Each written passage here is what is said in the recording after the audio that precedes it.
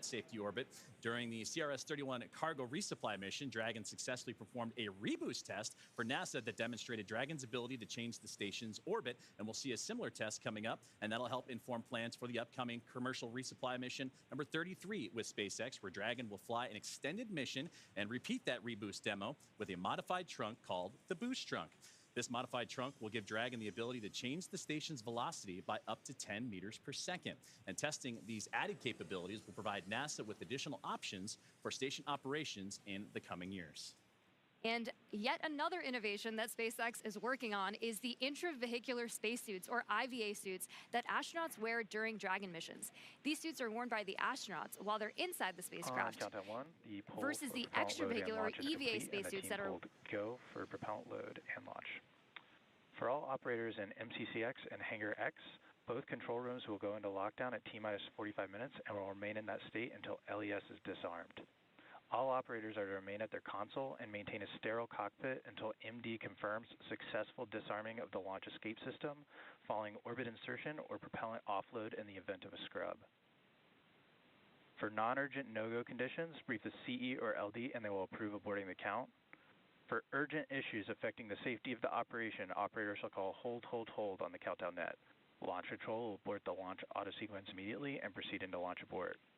At T-minus 10 seconds, launch control will be hands-off and relying on automated abort criteria for the remainder of the count. Operators advise launch director whether structural breakup or fire is imminent or occurring per Dragon manual flight escape rules.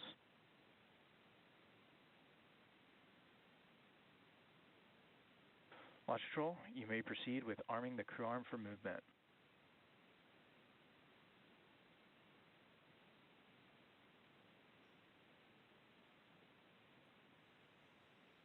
Arming crew arm for movement.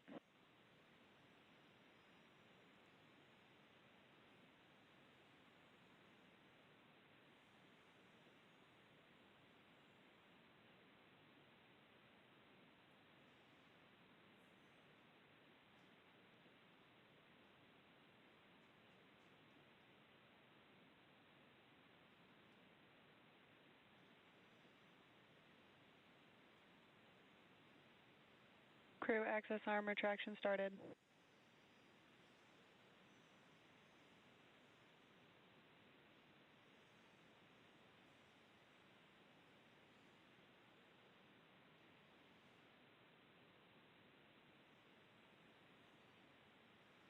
And we are watching the crew access arm rotate away from the Dragon Endeavour and the Falcon 9 rocket.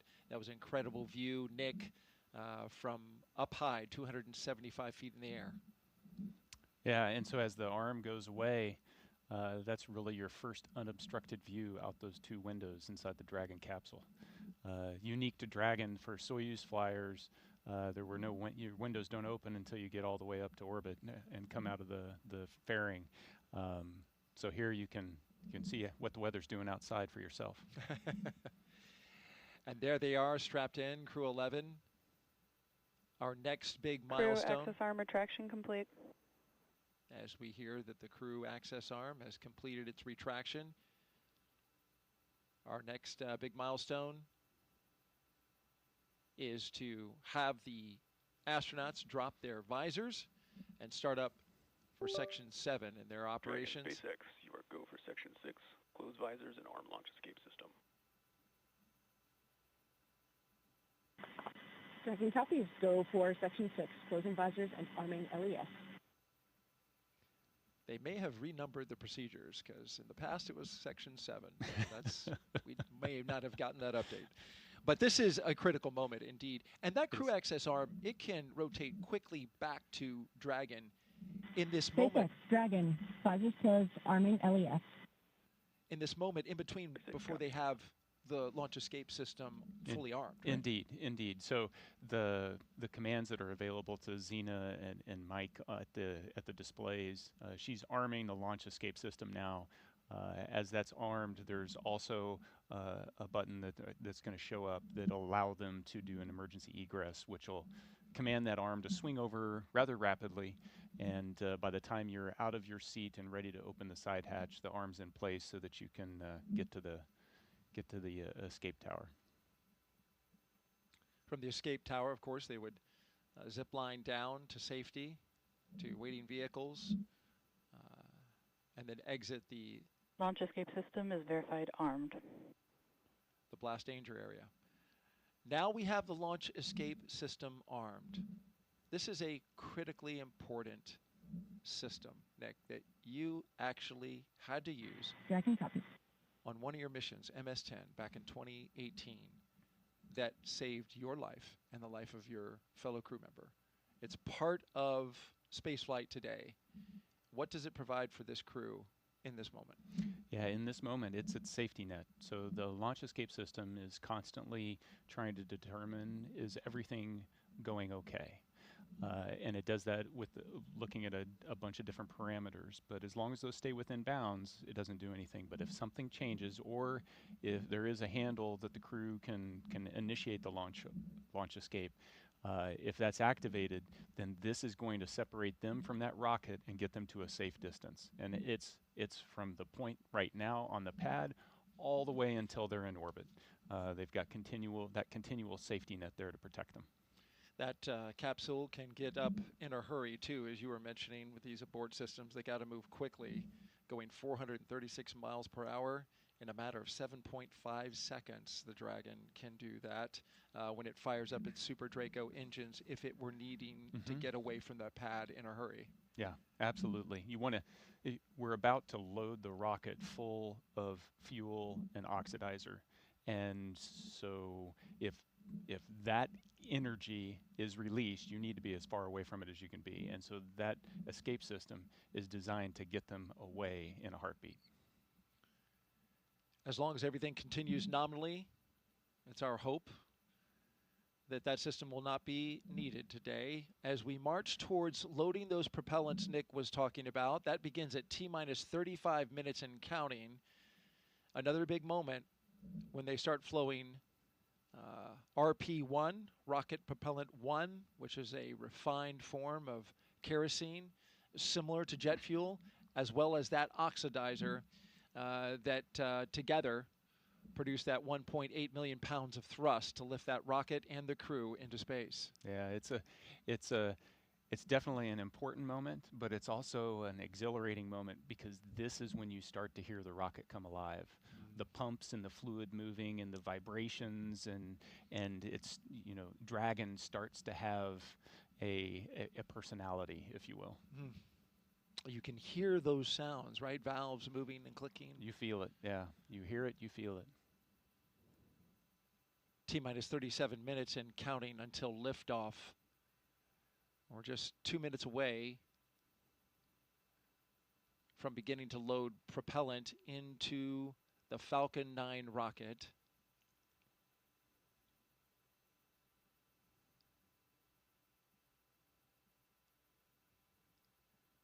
Weather is looking good at the moment. We are 90% go. There was a small concern for cumulus clouds in the area. That's just the 10% because of course, this is July in Florida. And you can see even now, Nick, the sea breeze from the cool ocean starting to create. Tanks are venting for the start of propellant load. Starting to create those little cumulus clouds bubbling up around the pad. We had a clear sky earlier. We're getting a little bit now, but overall, we're expecting that should be clear. I see blue. It's the glass half full. I like that. As long as we have that blue sky straight over top of the rocket and 10 miles out, we are good to go. And so far, right now, green conditions. The range is clear. The area around the pad. Boat traffic has been cleared by range operations. Our partners at the United States Space Force, Cape Canaveral Space Force Station, where Nick, of course, you in the Space Force, a Brigadier General, have cleared the range. They are currently monitoring it, making sure that no one can get into the path of the rocket from down on the ground or in the ocean, for the reason that if anything were to happen and any equipment or any spacecraft parts were to come down on them, you wouldn't want to pose a risk to those below. Yeah, public safety is important, but it highlights just the expansive team that even for this one place, the number of organizations that have to work together, and they're necessary for success. Our 4-person crew, 2 NASA astronauts, 1 JAXA astronaut, and a Roscosmos cosmonaut, seated in launch position, monitoring their systems on their heads-up displays.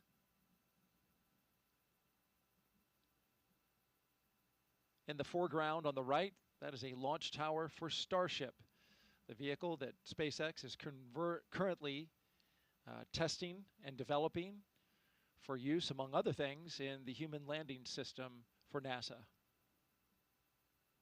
The launch auto sequence has started. And that's the call that begins the propellant flowing into the rocket. And now we are on an autonomous timeline counting down to 0 at 12:09 p.m. Eastern Time. This is a good milestone. It really signals that we're going to space. Yeah, it's you know, the clock is definitely ticking. Up to this point, the crew's been strapped in for a little more than 2 hours. There's been margin built into the schedule just in case, you know, the side hatch doesn't pass its leak check or a suit doesn't, you know, whatever pops up, we've got a little margin. As we get closer and closer to liftoff, that margin disappears. And so now we're on a pretty tight timeline all the way down. You know, 35 minutes to launch. The visors have been closed since they armed the launch escape. It's been about 8 minutes. It's at this point where I'm sitting there going, I wish I had scratched my nose before I put my visor down, and trying to figure out how I'm going to do that, because they're going to be like this for another 45 minutes with the visors down. Boy, that sounds like a long time when you put it that way. Well, there's great anticipation, right? This is the moment they've been training for, a year in the making. For Zena Cardman, who's essentially trained twice, even longer than that.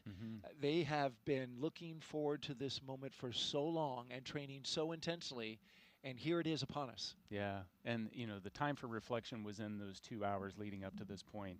At this point, now it's the mental rehearsing. They're chair flying exactly what's going to happen during the next 10 minutes when they lift off, and all the different things that they're going to need to do, as well as the couple few activities that they're going to have once they get to orbit. Chair flying. That's what our astronauts are doing right now, and we'll stay with them as we count this down. For now, let's send it out to SpaceX in California.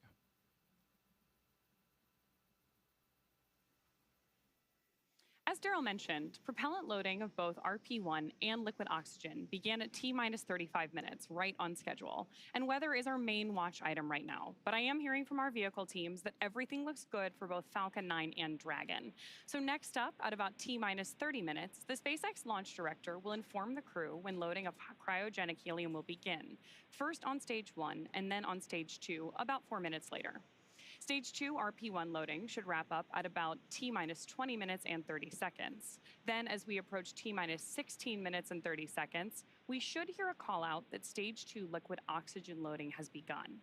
So with all of those consumables being loaded onto the rocket, if we have to call a hold for any reason at this point, like potentially due to weather, we would have to stand down and target our backup launch opportunity, which is tomorrow, Friday, August 1st, at 11:43 a.m. Eastern Time. That's because we have an instantaneous launch window today. So let's take a minute to do a little orbital mechanics 101. An instantaneous launch window means that we need to launch at exactly the right time, and that's driven by our planned rendezvous point, which is the location where Dragon and Station meet in space. Right now, the International Space Station is orbiting the Earth at more than 17,000 miles per hour, and Dragon needs to catch up to it. That means we have to deliver Dragon to the correct orbit. We do that by timing its trajectory relative to the orbiting laboratory so that they're both in the same place in space at the same time. A precise liftoff time is crucial for hitting that rendezvous point. Now, again, that means that at this point, if we hear a hold called, we'll be standing down and likely targeting that backup launch opportunity tomorrow. For now, though, we're going to go ahead and hand it back to Soumya and Joseph to talk to us about West Coast recovery. Soumya? Thanks for walking us through that, Ronnie. We are now at T-minus 31 minutes and counting, getting closer and closer to getting our Crew 11 astronauts into space. Once their mission is complete and it's time for our crew to splash down back on planet Earth, they'll be heading to one of several targeted sites supported by SpaceX. Until recently, Dragon recoveries primarily occurred off of the coast of Florida. This year, SpaceX moved Dragon recovery operations off the coast of California to allow Dragon to complete its deorbit before safely jettisoning the trunk over the Pacific Ocean. When they return, Crew 10 will be SpaceX's third crew mission to splash down in one of the new locations. From 2 was the first back in April this year, followed by Axiom 4 in July. The new splashdown locations are near LA, Oceanside, and San Diego. The recovery vessel, Shannon, will be stationed in Long Beach to support the new West Coast splashdown operations. Spreading these supported sites across multiple locations helps to maximize the return opportunities, lowering the chance we'll have to wave off due to bad weather. And when the spacecraft re-enters, those in the immediate area may hear a brief double clap of a thunder-like sound known as a sonic boom. I can't wait to hear one myself one day, but to hear everything that's gone on and to move operations to the West Coast has been incredible to watch, both from a SpaceX standpoint and from NASA, to see the teams across the country working together, the International Space Station Commercial Crew Program. And like Nick mentioned earlier, there's an army behind every one of those movements and getting ready and preparing for these West Coast splashdowns. So it's going to be phenomenal to watch and see NASA's first crew mission return on the West Coast. Well, back to today's mission, Crew 11, as they continue to get ready to go. They're inside now half an hour until launch time. Let's take a look at more and a bit more and learn about the astronauts flying today. I think it's really innate in our human nature to want to keep exploring and to keep pushing boundaries. Everything that we do in space is ultimately for Earth and for the human species. We are having a lot of good experiments on orbit, making new medicines. That is actually good for everybody. By understanding how to live and work in space like we have with the International Space Station, we can now become a multiplanetary species by having bases on the Moon and bases on Mars. И выполнение полета в космос, на мой взгляд, важно, потому что в конечном счете необходимо человечеству будет двигаться в дальний космос для того, чтобы открывать новые миры, исследовать новые и новые горизонты. For me, it's a really compelling goal to go farther and farther afield in space and pushing our boundaries as a human species that way, learning more about our own home planet as we try to go farther. We've been going and living aboard the International Space Station for 25 years. We're ready to make the next steps. We're ready to go to the Moon. We're ready to go to Mars. We're ready to explore the solar system. We understand the effects of what life in space does to the human body, and we need to continue those studies. We need to continue getting ready and get ready and go to the Moon and Mars, and that's why it's important to go to space.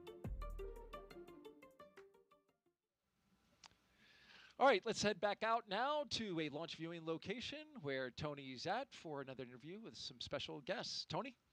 Hey, thanks, Daryl. That's right. Joining me is Dr. Stephen Platts and Dr. Lori Glaze to talk to us a little bit about the human research that's going to be on this mission. You know, Steve, can you tell us a little bit more about what human research Crew 11 will be conducting? Sure. We're very excited for the launch. We have 10 experiments flying on Crew 11. Everything from cardiovascular systems, central nervous system, all the way to genomics, the full breadth, and addressing many very important risks for us to get to the Moon and Mars.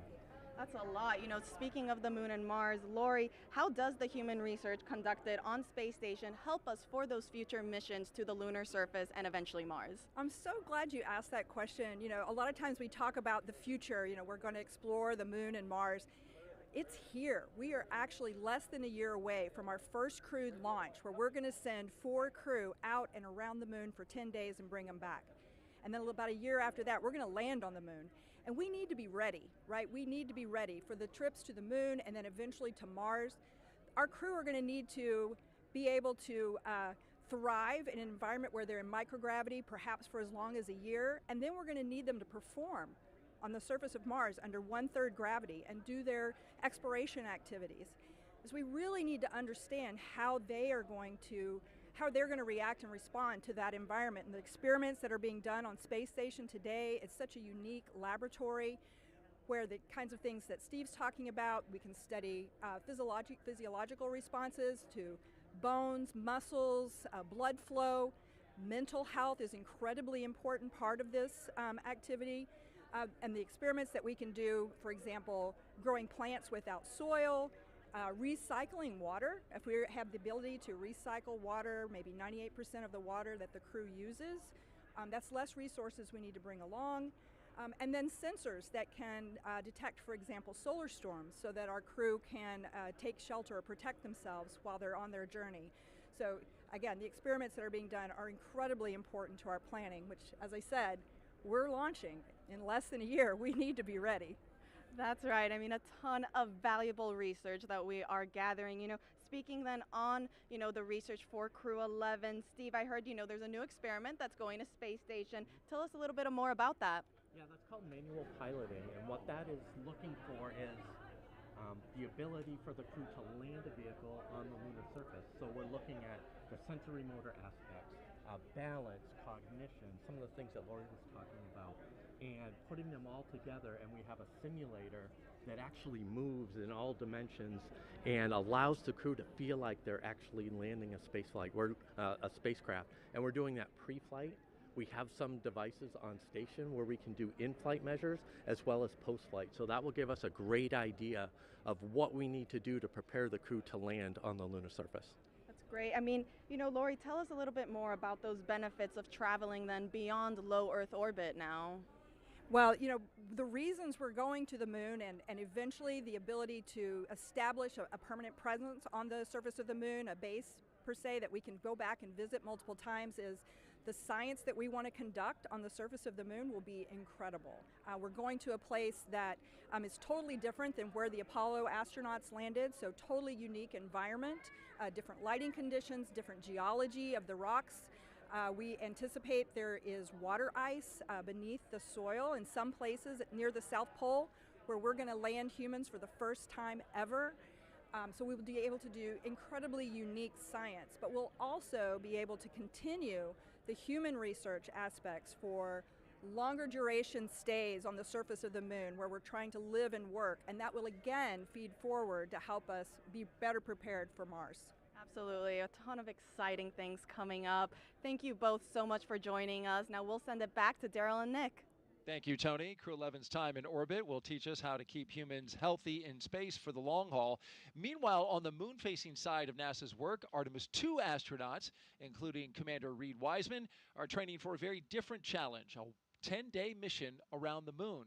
And before they launch, NASA and the Department of Defense are making sure they know how to get them home, even in an emergency. Here's Reed with a behind-the-scenes look.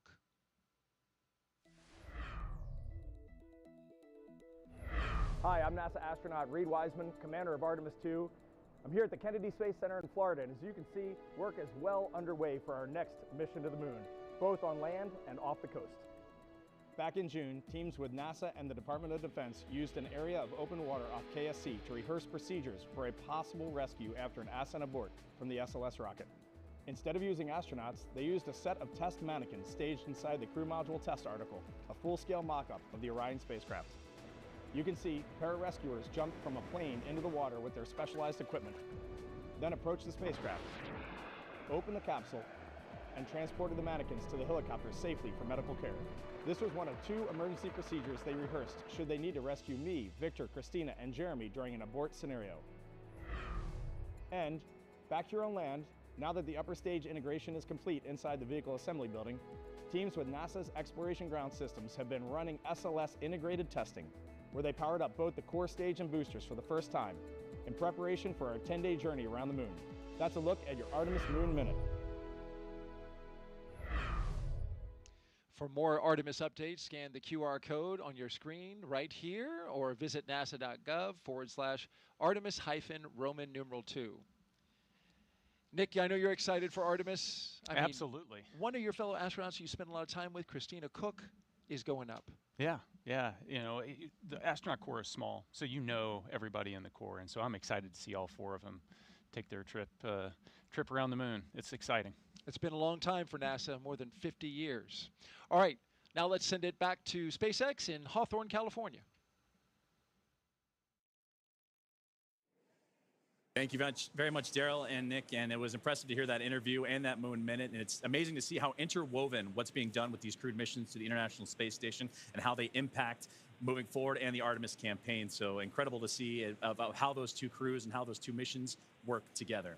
Now, as we get back to today's launch, we're now approaching 20 minutes away in the countdown for NASA's SpaceX Crew 11 mission to the International Space Station. So let's take a look at Falcon 9 that's on your screen now, and that is a two-stage rocket that is 29 feet tall and getting ready for liftoff, and again, approaching 20 minutes away.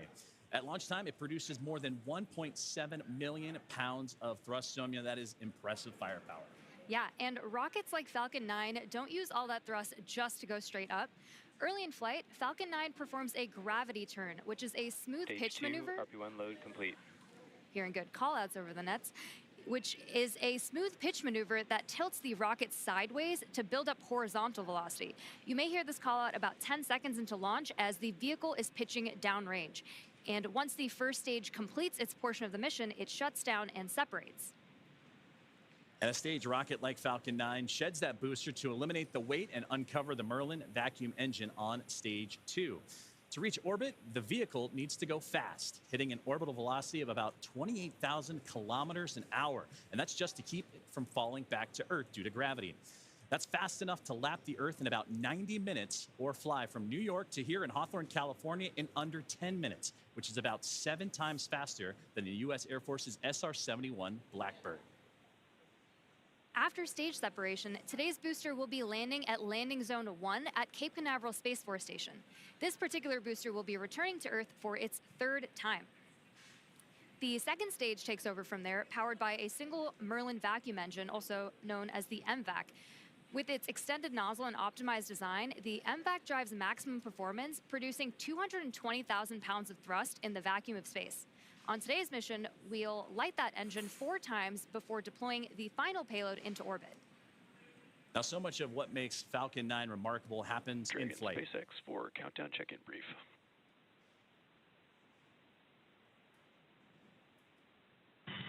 Dragon's with you.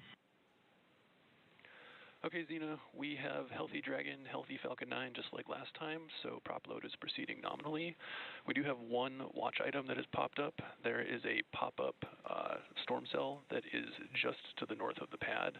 Currently not violating any LCCs, but we are monitoring this particularly closely as it's moving offshore. We'll let you know if it starts trending towards blocking launch today, but again, not expecting that at this time. Dragon copies all. We've got a healthy Dragon, healthy Falcon. We're proceeding towards launch.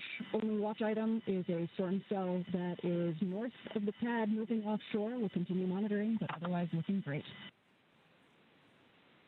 That's a good readback.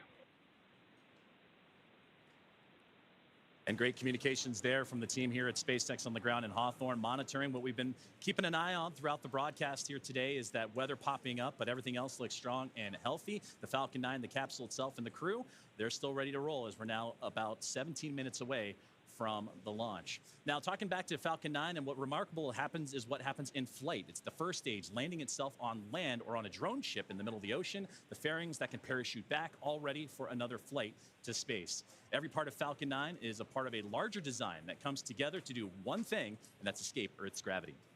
And getting to space is the first step to building our multi-planetary future. At the top of Falcon 9 today, the crew is sitting inside Dragon Endeavour. Dragon has played a significant role in advancing our future in space by safely transporting crew to and from the International Space Station. There are currently 5 Dragon spacecraft supporting human spaceflight missions: Endeavour, Resilience, Endurance, Freedom, and our 5th and final Dragon, Grace, which just launched the Axiom 4 mission last month. Designed with safety as the highest priority, Dragon is capable of carrying up to 7 passengers to and from Earth orbit. The Dragon spacecraft has Stage 2 LOX load has started. 16 Draco thrusters. As you heard that great call out there, as the fueling continuing to make its way into the rocket. And those 16 Draco thrusters can be used in space to help navigate the spacecraft to its destination, each providing 90 pounds of force. Now, that doesn't include the 8 Super Draco thrusters used for an abort, which are no longer active once the crew is in orbit. To date, Dragon has been to orbit 53 times, including 48 trips to the International Space Station and 18 human spaceflight missions. And as we mentioned earlier, today's Dragon, Endeavour, has been pretty busy, having also flown NASA's Crew 2 mission, Axiom 1, and NASA's Crew 6 and Crew 8 missions. Overall, for the Dragon fleet, this will be Dragon's 49th visit to the space station and its 19th human spaceflight mission overall, and the 5th Dragon flight this year. Dragon is the first private spacecraft to take humans to the orbiting lab, having flown 300,000 pounds of cargo and more than 1,000 experiments to space, as well as 70 crew members representing 20 countries. Our versatile Dragon spacecraft can autonomously dock with the International Space Station when outfitted with a docking adapter, which is just how it's configured for today's flight. And when it's not going to the space station and it's in free flyer mode, the docking adapter can be swapped out for a cupola, as it was back during the Inspiration 4 mission. Another option we have is the Skywalker hardware, which supports extravehicular activities or spacewalks, as we did during the Polaris Dawn mission. And amazingly, there has been a Dragon in space for 1,358 consecutive days since Crew 3. Now, with T-0 coming up in about 14 minutes or so, our teams are continuing to do a series of system checks to ensure Dragon and the Falcon 9 are ready, with fueling continuing to get underway. And again, we're monitoring that weather that the teams here at SpaceX are keeping an eye on and have been relaying up to the crew. So let's check in with Ronnie with the latest. Thanks, Joseph. So as you've heard, we are still on track for an on-time launch today, and we're monitoring lots of different factors as we get closer to liftoff. Most importantly, both Dragon and Falcon 9, of course carrying our Crew 11 astronauts, continue to be healthy. You heard that we've wrapped up Stage 2 RP1 loading, and that Stage 2 liquid oxygen loading also wrapped up on time at about 16.5 minutes to go. The launch escape system is also armed. That's, of course, the system designed to propel Dragon away from Falcon 9 in the unlikely event of an emergency. And the Eastern Range is monitoring keep-out zones along the flight ascent corridor and is tracking no issues for today's launch. Weather continues to be a watch item, so we'll keep an eye on that. But for now, we are go for the 6th mission of Dragon Endeavour. It is a fantastic milestone for Dragon, and here at SpaceX, we could not be more excited. So to add a little something extra to our celebration, I've got our Dragon plush hanging out with me here in front of Mission Control. Now, this guy is not the zero gravity indicator for today's mission, but do keep an eye out for that once Crew 11 reaches orbit. This is, though, a fun nod to all the successful flights that Dragon has made, and all of the crews that we have been so lucky to work with. I think this is a great way to celebrate today's flight milestone, and I really have appreciated joining you all. Thanks for joining me at the status desk for all of our coverage today. With that, go Dragon, go Crew 11, and I'm gonna hand it back to Sandra for status update from Houston. Thanks, Ronnie. That plush is cute. I'm going to have to get one for myself. Back here in the International Space Station Flight Control Room at NASA's Johnson Space Center in Houston, teams continue to work around the clock to monitor activities aboard the orbital outpost. Leading the team inside the room today is NASA Flight Director Scott Stover. The team in Mission Control and the team in Hawthorne, as well as the astronauts aboard the International Space Station, will track the autonomous docking of Dragon Endeavour when they enter into joint operations. This will happen when the spacecraft enters the approach ellipsoid, which is the invisible boundary stretching 4 by 2 by 2 kilometers that helps us monitor all arriving and departing spacecraft. It's essentially the neighborhood of the International Space Station. Once docked, crew members in both Dragon and aboard the International Space Station will perform a series of leak checks, and then will work to open the spacecraft's hatch for Crew 11 to float into the space station and begin their stay. We anticipate that the hatch will be opened about an hour and a half after docking occurs. When they enter the orbital outpost, crew will be greeted by the rest of the Expedition 73 crew and will come together for opening remarks. But for now, that's going to be all from us here in Mission Control for today, as the anticipation continues to build for launch in less than 20 minutes from now. So how's it looking on the Space Coast, Daryl?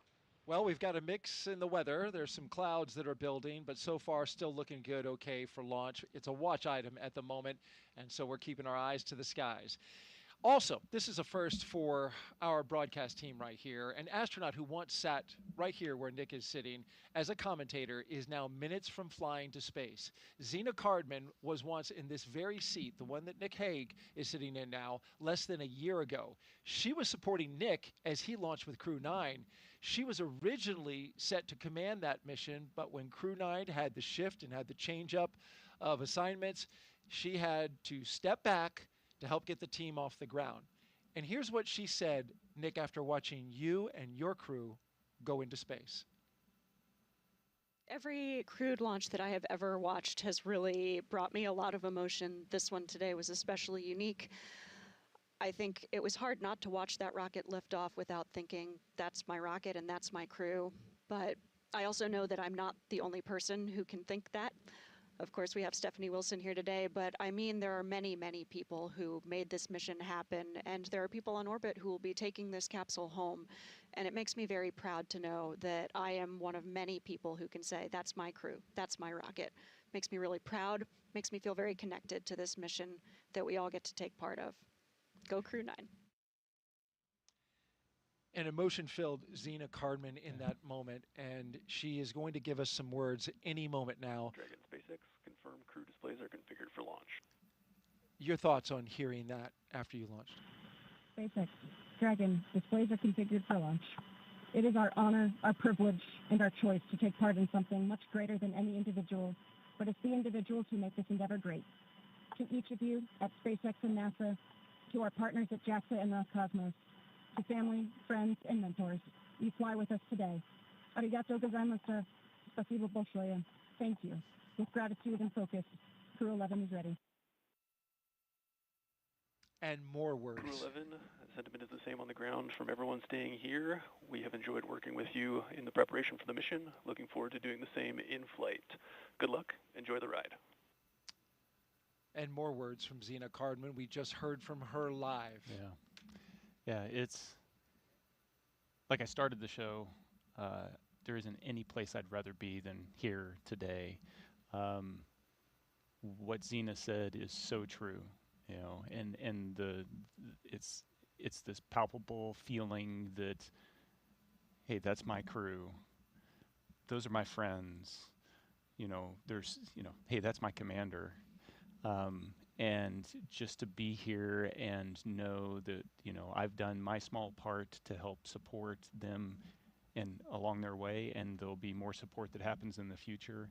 And to be able to see behind the scenes everybody else that is contributing to that is, that's what makes this all so special, is it's not about the individual.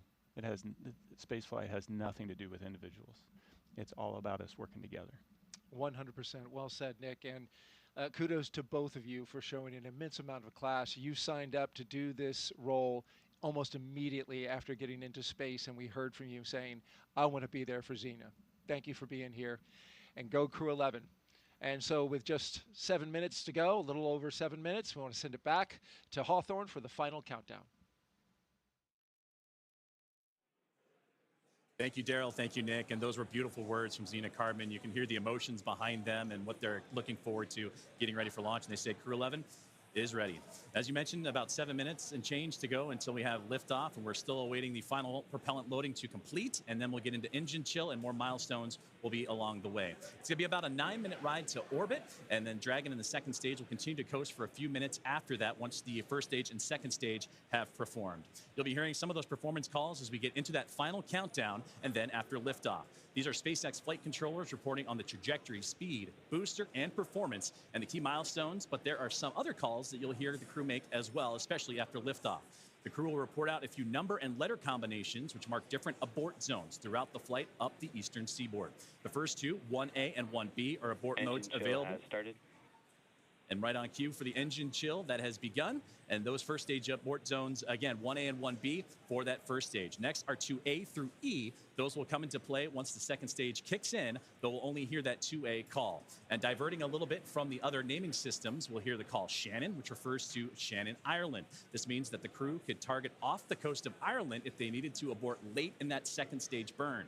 You'll hear these different calls throughout the flight uphill along the way, and the performance callouts from the guidance, navigation, and control officer, and also the propulsion lead. So we're coming up on T-minus 6.5 minutes. We heard that the engine chill is started, and that means that that small trickle of fuel making its way into the engine to prime it Stage for 1 fuel load launch. complete. So we already heard that stage 1 engine chill has already started, which is a key process that prepares the engines for flight. Right now, the prop in the tanks is isolated from the engines. Sorry. The prop in the tanks has already started trickling in to the Merlin engine pumps as the engines are chilling for the start sequence. And we do this because the super chilled and densified liquid oxygen is really, really cold. And we use this process to bring the engine hardware down to a cooler temperature before flowing all of the LOX and propellant into it during flight. At liftoff, Falcon 9 is consuming 700 gallons of fuel per second. So engine chill helps us to prevent thermal shock and ensures nominal engine performance. Shortly, coming up, we should also hear the call out for stage 1 RP1 load completion. As you mentioned, engine chill is now underway. We're getting ready for those next call-outs that'll be coming up here shortly, as we are now almost 5 minutes away from liftoff, and that's where they're going to configure for terminal count. And that will be a call for Dragon to configure to terminal count and transition into internal power. Falcon 9 tanks are pressurizing for strong back retract. And at this point, the Dragon onboard computers configured for terminal count. Perfect, right on schedule, and those onboard computers now taking control of the spacecraft. You also heard the call out for pressurizing to give extra structural stability for the rocket as it makes its way uphill. So we're approaching now 4.5 minutes away, and then around that time, you'll hear, you mentioned it there, the strong back retract, and that'll allow provide access to Falcon 9's fueling lines and umbilicals for prop load and different gases being loaded on board. But right now, everything's starting to wrap up, and Somya, it's exciting to get to this. Strong back retract has started. Exciting to get to this point of the countdown. As you heard it right there, the strong back retract is on its way.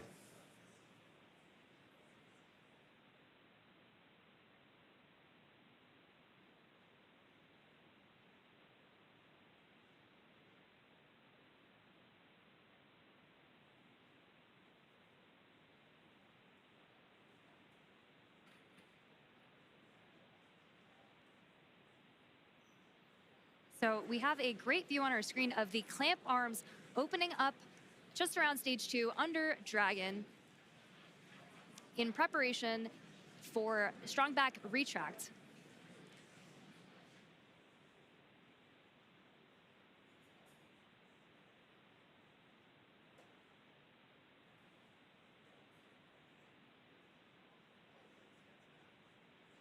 We have some really great views on our screen of that happening right now. And you can see it just moving ever so slightly away from Falcon 9 and the Dragon spacecraft, those clamp arms opening. And again, those late stages, those fuel lines starting to wind down their fueling procedures as we're about to hit T-minus 3 minutes until launch.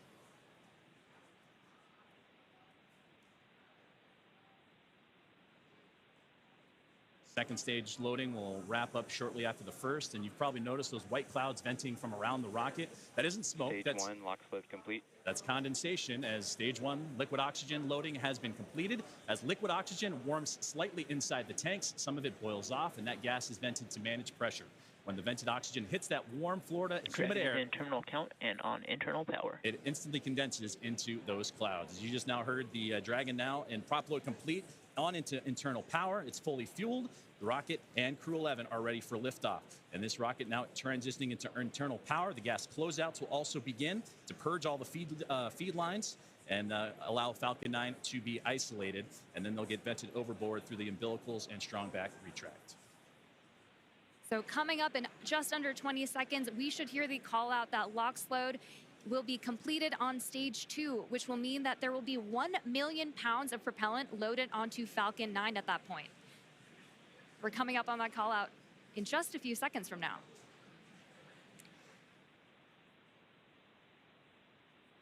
Stage 2 LOX load complete. Now that that's complete, we will vent down the TE, which will produce a white cloud off the side of the rocket, which is totally normal and expected. Dragon is in auto idle. Auto idle puts that rocket in a state the flight computers understand before it takes over. And that's making sure the transition to the final countdown is smooth and all the flight computers on board are in sync with each other and configured for launch. We're now 90 seconds away from Ground launch. gas closeouts have started. Expect loud venting. And there's the gas closeout that Somya was just talking about. And now inside 80 seconds from the launch of NASA Space X's Crew 11.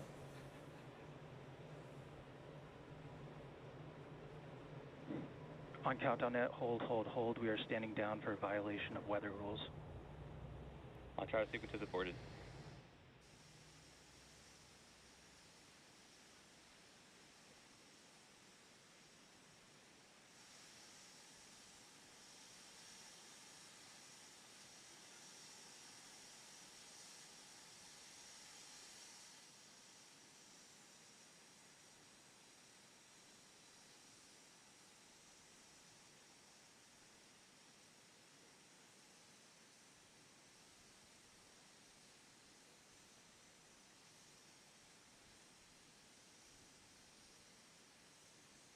So as you've heard over the nets, we did just have a hold called at the T-minus 1 minute mark.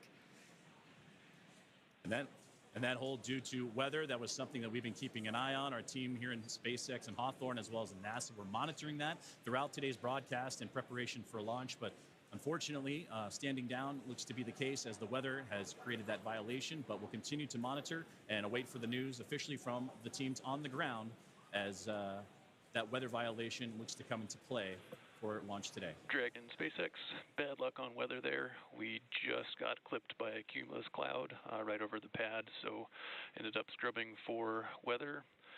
With that, you are go to proceed to 5.100 for launch scrub. We'll begin offloading the rocket.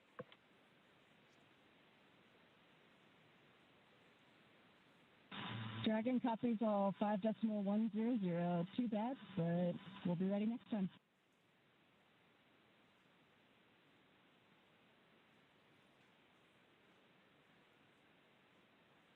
And there you heard the call up to the crew that unfortunately the weather just not playing alongside with today's excitement of a launch for NASA SpaceX's Crew 11. But we have mentioned a couple times throughout the broadcast today that there are backup opportunities starting as early as tomorrow. 11:43 a.m. Eastern time is what the target time is for tomorrow's next attempt for launch for Crew 11. But it came right down to the wire, Somia, with that T-minus 1 minute.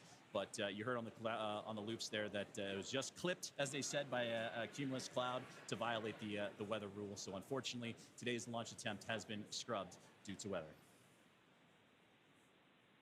You know, and there are 1,000 different ways that a launch can go wrong, and so we want to ensure the safety and reliability, even if it is a weather scrub. So we will stay with coverage of the crew as we follow them through the egress procedures and make their way back to crew quarters for now. And you said the key word right there, and that is safety. The safety of the crew and everyone involved on this launch and opportunity, because that's what was talked about even in yesterday's press briefings with all the program managers and representatives of NASA, SpaceX, Roscosmos, and JAXA, is that we'll launch when we're ready and everything lines up the way it needs to be. And unfortunately, due to weather, not the case today. But to recap and look back at everything that Crew 11 has done, they walked right up to the T-minus 1 minute to launch mark as everybody was safe and sound. They went through their procedures earlier today, did Sukhleton checks, also did communications checks, and were able to go all the way to the pad, climb aboard the Dragon spacecraft, and get ready for launch today. But again, unfortunately, due to weather, it will not happen, and we will target that next launch attempt, which again is going to be tomorrow at 11:43 a.m. Eastern time. We will stay with coverage of the crew as we follow them through the egress procedures, getting out of the spacecraft and making their way back to crew quarters. And to do that, we're going to head back out onto the Space Coast of Florida and join Daryl Nail and team as today's launch attempt for NASA's SpaceX Crew 11 has been scrubbed due to weather. Daryl? All right, thank you, Joseph and Samia. We appreciate your coverage there. And now back here with NASA astronaut Nick Hague. We just returned from being outside. We were planning to watch the launch right there from a nice viewing spot here at the press site, the Kennedy Space Center in Florida.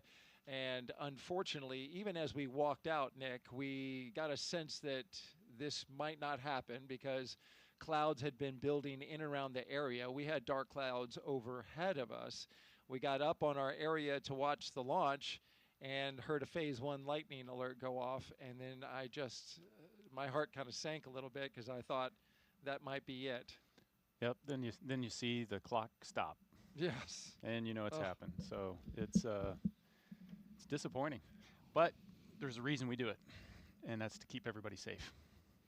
It's so critically important. As you look at this shot here, you can see that just right over top, you've got some darkened clouds in the area. This was a result of a sea breeze that when we started the day, the launch weather officer improved our forecast to 90% go, but there was a 10% concern that the sea breeze was going to develop earlier in the day than originally forecast. And that sea breeze, which is very, this is very common here in Florida in July, once that air starts moving over the ocean and onto land and meets the warm air, our blue skies went to cumulus clouds scattered across the spaceport. And we just had one get just inside the 10-mile radius. Dragon SpaceX, for awareness, we're looking at approximately 50 minutes for the prop offload time. So it should be approximately 1700 UTC when 100 and rotate the seats.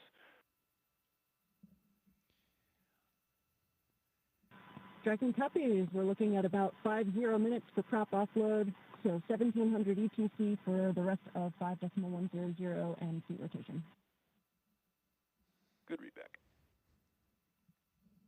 And so what does that, real quick, what does that mean, Nick? They are going to rotate the seats? Yeah, so it's important to know that right now you're looking at a fully fueled rocket with an armed launch escape system. And so the crew is in the same posture that they were in the 45 minutes leading up to launch. They've got to be in that posture until they can offload all that propellant, which takes about the exact same amount of time to offload as it took to put on, as well as disarm that launch escape system. And so this is a very active rocket right now, and they, that launch escape system, if something went wrong, even now it's still protecting them. It's a great note there. But this is very much a dynamic situation even now with a scrub called. The teams have to work through their procedures to safe the launch pad, the rocket, and the capsule from being just minutes from launch. And we were in that posture ready for launch, and now we have to undo that, right? Yeah, very carefully. You got to back out of all of that, and then once the rocket is defueled, we've got all the fuel out of there. We can disarm the launch escape system. You still need the pad team to be able to come and get out there to get into the white room and help open up that side hatch and get the crew out. And so the scrub process is not a quick one. Just to finish a thought that I had said, and I think this view on the left basically shows you what the issue is. That's rain on the right half of the screen there. That's a rain cloud with rain coming down. And on the left hand, we were dealing with sun poking through the clouds on our side. We could literally see the clouds kind of going over top of our heads, getting close to the pad. And the standoff area is 10-mile radius around the pad for these dark clouds and cumulus clouds. And that is a safety factor. We'll talk a little bit about that. That is because you don't want to send a rocket through a tall cloud like that could generate some energy from the rocket passing through it. Yeah, just the same as if you're on a commercial airline flight, you don't necessarily want your pilot to take you through a severe thunderstorm. We don't want to do that with a rocket. And so we are erring on the side of safety in this situation. But as Nick pointed out, the rocket that you are looking at is a fully fueled, ready to launch Falcon 9. As we now see, they are starting to allow some of the liquid oxygen to vent off as they begin detanking the rocket from its super chilled liquid oxygen and its RP1, which is the kerosene-based propellant. Dragon Space X propellant offload update, estimating about 45 more minutes for propellant offload. Dragon copies, additional 4 or 5 minutes for prop offload. Now, as you recall your procedures for the crew, getting out of the capsule and getting back into their vehicles and going back, take me through the timeline of the scrub procedure. Yeah, it's a fairly straightforward procedure. You're running the launch procedure in reverse, essentially, and so they're strapped in. The seats are rotated up in a launch configuration. As soon as they detank, they're going to disarm the launch escape system. So you're looking at it's 45 minutes to get rid of the liquid oxygen and RP1. Once that's off, then they'll be able to disarm the launch escape system, rotate the seats down. At that point, the arm will come over and the ground team, the pad team will be able to come up there. They'll open the side hatch and then help them get out of the capsule just like they helped them get into the capsule. So you're looking on the order of, an hour, a little bit longer. And you want that rocket fully detanked? Absolutely.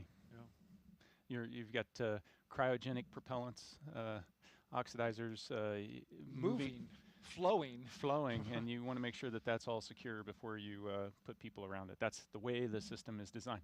It's different on other launch vehicles. Other launch vehicles, Soyuz I launched on, was fueled when we showed up to it. But while you're moving the fuel on and off, you minimize the number of people that are around. That's exactly right. And the SLS rocket is similar in that it gets fully fueled and tanked, and then they bring the astronauts on board.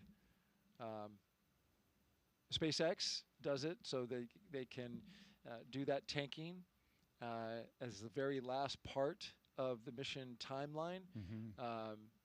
And this also allows for a quick tanking, relatively speaking, for a rocket.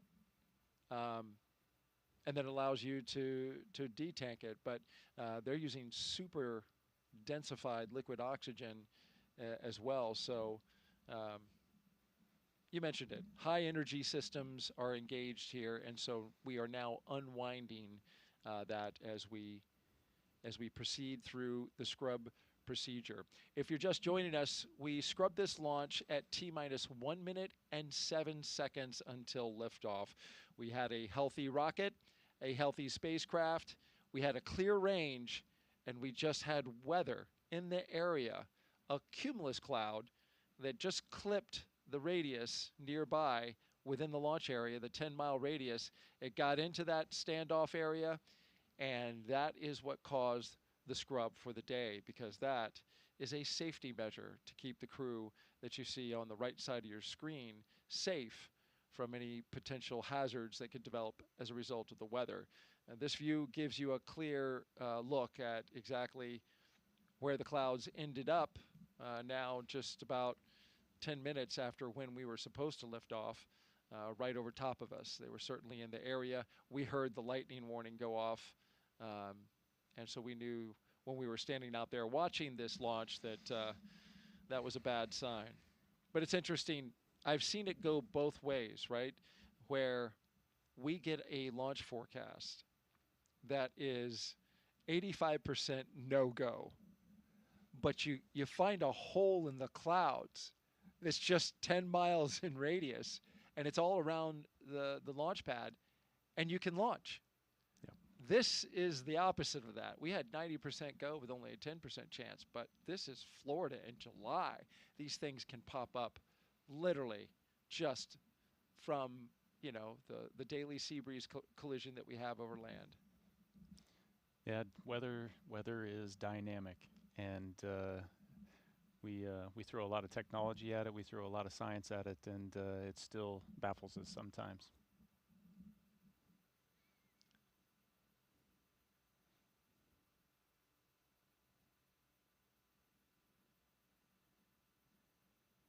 So the mental shift that you make when this happens, you've got to attempt to not make the mental shift immediately, because it is you know, it is a live launch escape system that you're in, but inevitably there's the okay, so once we get out of here, what's the next step? When is our next opportunity going to be? They've already been looking at weather predictions for days out, so they understand what the impacts to the phasing and the mission profile might be, the potential for bad weather in the upcoming days, and so they're already starting to think about, okay, so what's the next opportunity, and then having to get into the psyche of, okay, let's do this again, and it is to the T, to the minute, do it again. So it's very much a Groundhog Day. All of it, every single minute of the, you know, roughly what do we 6-hour countdown where it begins for the astronauts.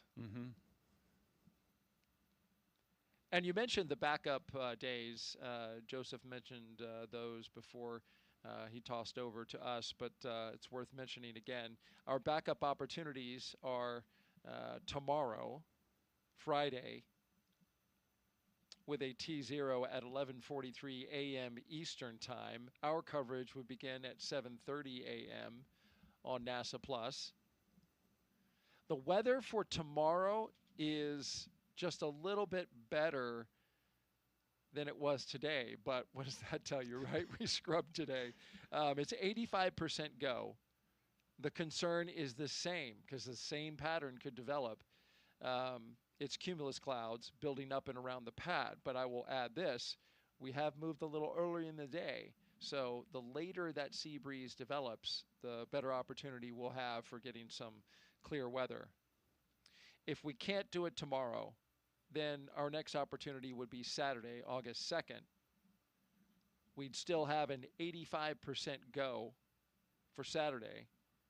Same concern with cumulus clouds here at the launch pad. In both of those cases, well, let me talk about the backup number 2. The T0 for that day would be 11:21 a.m. for a launch, and that would be an instantaneous window. And you can see the pattern. We move about 22 minutes early every single day that we delay from this particular T0 today. And of course, that's orbital mechanics. We've got time. You want to explain that one? Yeah, sure. So the international. Oh, yeah. No, you got to wait for the plane of the orbit of the station to cross overhead, and it just works out each day that it's a little bit earlier. Unfortunately, if it had come overhead a couple minutes earlier today, they would have been able to launch. The weather would have been clear.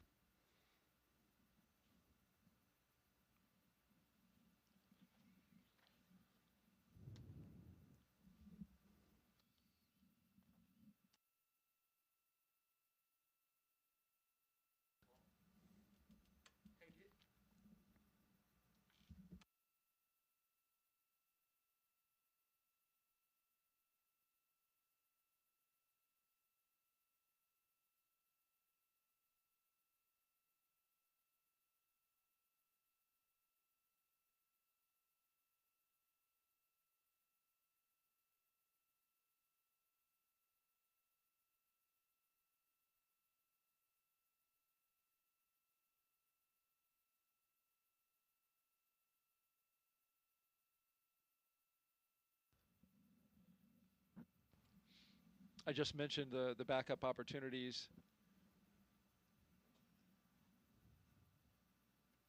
One thing about both of these next launch opportunities, unfortunately, we're going to really have our eyes set on the ascent corridor, because now there is a trough that is approaching a line of storms coming across the eastern part of the U.S., and it is going to make its way out into the ocean, and so that could disturb the weather along the ascent corridor, which is an area where if Dragon were to suffer some kind of anomaly, something that wasn't expected and needed to come off the top of the rocket, it would splash down along the ascent corridor. There's concern about the sea states, right? How much it's sloshing around is going to be out there in the ocean. You need good conditions, a baseline of conditions, in order to pull astronauts out of a floating capsule with a helicopter and a boat. Yeah, it just shows the complexity, the scale of the problem that you're dealing with. It's not a forecast at a particular point, on the surface of the Earth, at the launch pad. It's, if you imagine this 3D trajectory of the rocket's path going up to orbit, you've got to clear all of that for weather, but not just clouds and rain and severe thunderstorms, but like wind shear and drastic changes in the wind direction can create problems for the rocket. And then, in case there was a need to return them early or to abort, you also have to clear the weather on the surface along that path as well. It's just an immense amount of respect for the teams, both at SpaceX and also at the Space Launch Delta 45 over on the Space Force side, the weather shop there, in trying to put their arms around all of this. Like I said, weather is really complex, and they do a fantastic job. But if we got a chance, 90% chance, you take it all the way to the end and see what Mother Nature gives you. And I'm sure, as an astronaut, when it's your arse in the seat, you want that level of awareness, that level of scrutiny given to the weather throughout the trajectory, throughout the launch area and the launch period? Oh yeah, the immense respect for them, knowing that their job is watching my back. And Dragon Space X propellant offload update, estimating 37 more minutes for propellant offload.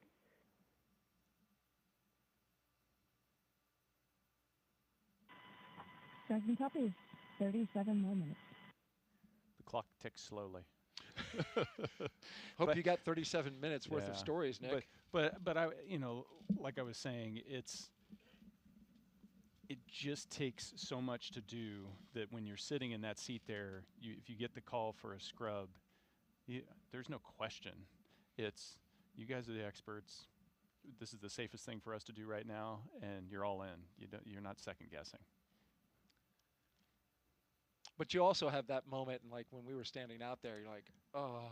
There's the disappointment. There's the knowing you're going to have to go through this all again. The disappointment not just for the crews, but the team that's in quarantine with the crew has got Groundhog Day again. The families, the litany of goodbyes that you'll say again. There's a psychological, emotional toll of going through all of that again, and that's why. Earlier on in the broadcast, I mentioned the psych support team that NASA has in place that's there to provide support to the crew members, to the family, is just so important. Even when something like this, relatively minor, not stressful something happens, there's still an emotional toll, and they're there to support everybody through it. And that's just because NASA recognizes the importance of that kind of support. And so I can't say enough about what they do. So critical. If you are just joining us, you are watching live coverage of the launch broadcast for NASA and SpaceX's Crew 11. Today we scrubbed the launch attempt due to weather in the area. We had cumulus clouds building up within the standoff zone for weather like that. And as you can see from this shot right here, the weather finally made it right over the pad. And so now, while we have a fueled rocket on the pad and we're looking and in fact detanking at this moment to bring the dynamic nature of the situation out there at the pad down to basically ground zero, reset everything, detank the propellants, offload them, pull the astronauts off and get them back to crew quarters.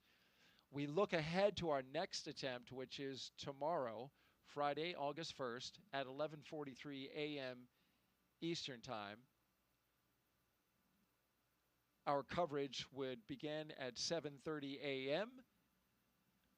for what we will now affectionately call Launch Groundhog Day.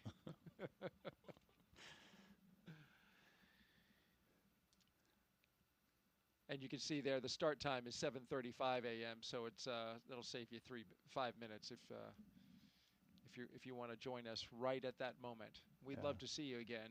Yeah. Nick, we'd love to see you as well. Absolutely. So the thing that doesn't diminish is the energy, the excitement, the anticipation. They're going to turn right around. And it'll be there again tomorrow because that's launch day. And that's, you got a crew there, a bunch of professional space flyers, and that's how they approach the job, just like everybody in the profession. Today's launch day, get up for it, and that's what you work for, and all of that passion will be there again tomorrow. All right, let's toss it back out to our colleagues at SpaceX in California.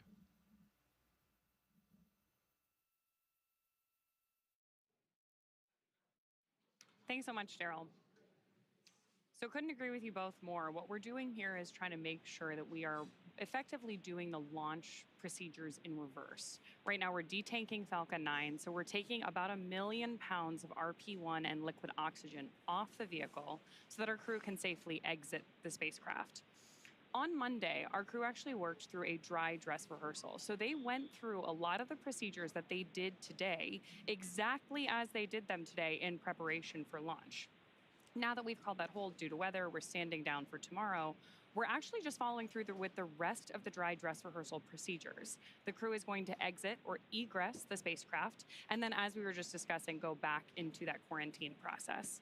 Meanwhile, our teams on the ground are going to go ahead and keep an eye on the health of the vehicle and our crew, of course, but also continue those vehicle side checkouts to make sure that we are ready for that next launch opportunity tomorrow at 11:43 a.m. Eastern.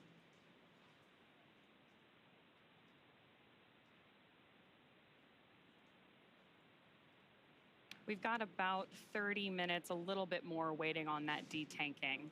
And obviously, you've got a view of Crew 11 there on the left-hand side of your screen, and down in the corner, you can see that Dragon spacecraft sitting on top of the rocket, still at LC 39A at Space Force Base in Florida.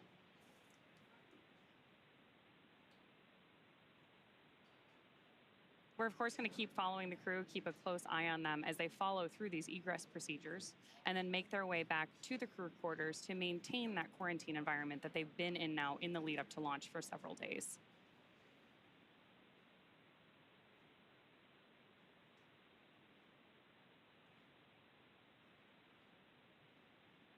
Anytime we have crew on board the vehicle, safety is the most important thing. So while our teams continue through this detanking process, we are also going to continue our coverage and stay with our crew until we know that they have safely departed our launch pad.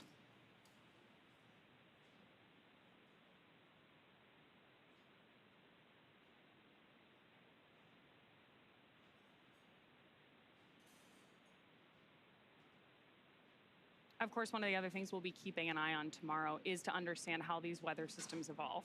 Anyone who has ever joined us for a launch from Florida or followed along with our coverage of previous missions knows that weather, especially on the Space Coast, can evolve pretty rapidly. So as we're keeping an eye on everything for the next 24 hours or so in the lead up for launch tomorrow, we'll be watching the same things that we were looking at today. We're not just looking at weather at the launch pad either. We're also tracking the entire ascent corridor and the splashdown locations. In the very unlikely event that for some reason we had to abort our crew in flight, wherever Dragon exits the flight path to with our crew safely inside also needs to be a safe zone for recovery. So especially for these astronaut missions, it's really important that we have good weather kind of around the planet because we are moving so quickly.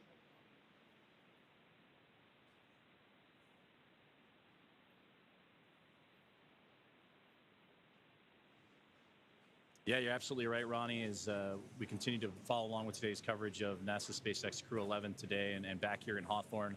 And you mentioned something that was the biggest key, whether it's prop loading or offloading, the procedures that were needed and required to do so, whether it was the static fire or preparing for actual launch date today. And that is safety. And that goes back to what everybody has been talking about throughout the mission, throughout the broadcast today, but even going into the pre-launch press conference yesterday with all the program managers, representatives from NASA headquarters, the International Space Station Commercial Crew Program, SpaceX, Roscosmos, and JAXA. That was the biggest key for them, is that we will fly when we are ready to fly, whether it's hardware or the weather that surrounds the crew itself. And that is unfortunately what has occurred today with that violation coming in. And to recap, that violation and that hold was called right up at the T-1 minute mark to launch. And there you can see a great view of the Dragon Space X spacecraft that is sitting up on top there with Crew 11 still inside. And Ronnie, you mentioned that we still have about half an hour or so for that detanking of the Falcon 9 rocket. There you can see the crew just taking it easy, relaxing. They're just kind of waiting their turn, waiting their time is again to safely prep the rocket. You'll see the crew access arm when the time comes come back into view and connect itself to the spacecraft as well. And then the crew will exit egress and then ultimately make their way back to crew quarters. And that's where we're going to stay with you this entire time and make sure that we have all the visuals to make sure that Crew 11 is safe and sound back in crew quarters. And again, we'll prepare for a launch attempt, which will again be tomorrow. And that's something that the programs talked about yesterday as well, is that unfortunately today did not work out, but we have opportunities, whether they need tomorrow, the 2nd, the 3rd, a stand down day for the 4th, and then beyond. So there's opportunities aplenty. And as Steve Stitch, the program manager for the commercial crew program, mentioned, that it's a good window of chance for this crew to make its way up to the International Space Station and so forth. So that's going to be the big one there. And we take a look at what's to come for NASA's SpaceX Crew 11. As mentioned, that the next launch opportunity will be at 11:43 a.m. Eastern time tomorrow. As we take a look at the launch coverage for NASA Plus, that'll start around 7:35 a.m. Eastern time, and we'll get to hear from Daryl, Nick, and the team as we go through these same procedures and get ready for the next launch attempt. But unfortunately, again, today, due to weather and that cumulus cloud rule that came in right at the T-minus 1 minute mark, right up into the very last moments of the countdown, that hold was called that we heard over the communications loops from the teams here in SpaceX, as well as the NASA teams monitoring closely, standing by as well. And you can see that those clouds are rolling on in over top of the rocket, the spacecraft, and the launch pad itself. So tried to get ahead of it, but unfortunately with the case, we'll try again tomorrow. But so far, everything in terms of the detanking and updates provided regularly with everyone on the loops, the crew being informed, the teams on the ground informed, and communication continuing to roll out as we follow along with the detanking of today's launch attempt for NASA SpaceX Crew 11. And those on board, which are Commander Zena Cardman and Pilot Mike Fink, those two of NASA, Kimia Yui of JAXA, and Oleg Platonov. SpaceX propellant offload update, estimating 25 more minutes for propellant offload. Dragon copy. 25 minutes for prop offload. And a great update there that there's still about 25 more minutes left in that detanking of the Falcon 9 before that crew access arm and the procedures to take the crew and egress them out of the Dragon spacecraft can begin. But again, that Crew 11 team, there you can see them sitting comfortably in their chairs, just waiting their time and being patient with the process, is everything working to maximize the safety of the crew, safety of the vehicle, and the area surrounding the launch pad itself. So unfortunately, again, scrubbing today's launch attempt due to weather, but our next attempt will be coming tomorrow morning at 11:43 a.m. Eastern time, when we look forward to seeing the crew work back to their launch procedures, the teams on the ground. And like Nick mentioned earlier, Daryl and Nick over on the Space Coast, that spaceflight is the ultimate team sport, and you need a lot of teammates to make things like spaceflight and launches happen. And that's what's being enacted right now, unfortunately, due to weather and a scrub, but that put into play with all the procedures needed and necessary. So that is where we are currently standing. So a little inside 25 minutes of the detanking in the Falcon 9 rocket, and we'll continue to follow along through the egress procedures as Crew 11 will then begin to make their way back to crew quarters.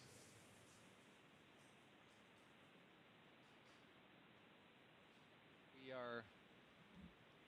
So of course we are disappointed in that weather scrub today, but in a lot of ways this is actually a really interesting testament to that huge team working together, like you just mentioned. We have, of course, Crew 11 safely on board Dragon and Falcon 9 right now. It's important to note that we had no issues impeding today's launch from either Falcon 9 or the Dragon spacecraft, or any of the ground systems supporting this vehicle. There are a lot of different engineering teams at play here. We obviously have everyone supporting the crew, the ground side teams. All of that was working as expected. Ultimately, the safest way to launch a rocket safely is to have done it before. So the fact that we're able to step through these procedures, we have these critical flight rules about saying when do we know this vehicle is going to be safe to operate, is a really important part of making sure that we execute every mission safely. So even though it is a bummer that we aren't able to go through with launch today, it is a really good sign that we saw no vehicle side issues, everyone working together. And calling it off when that was the right thing to do.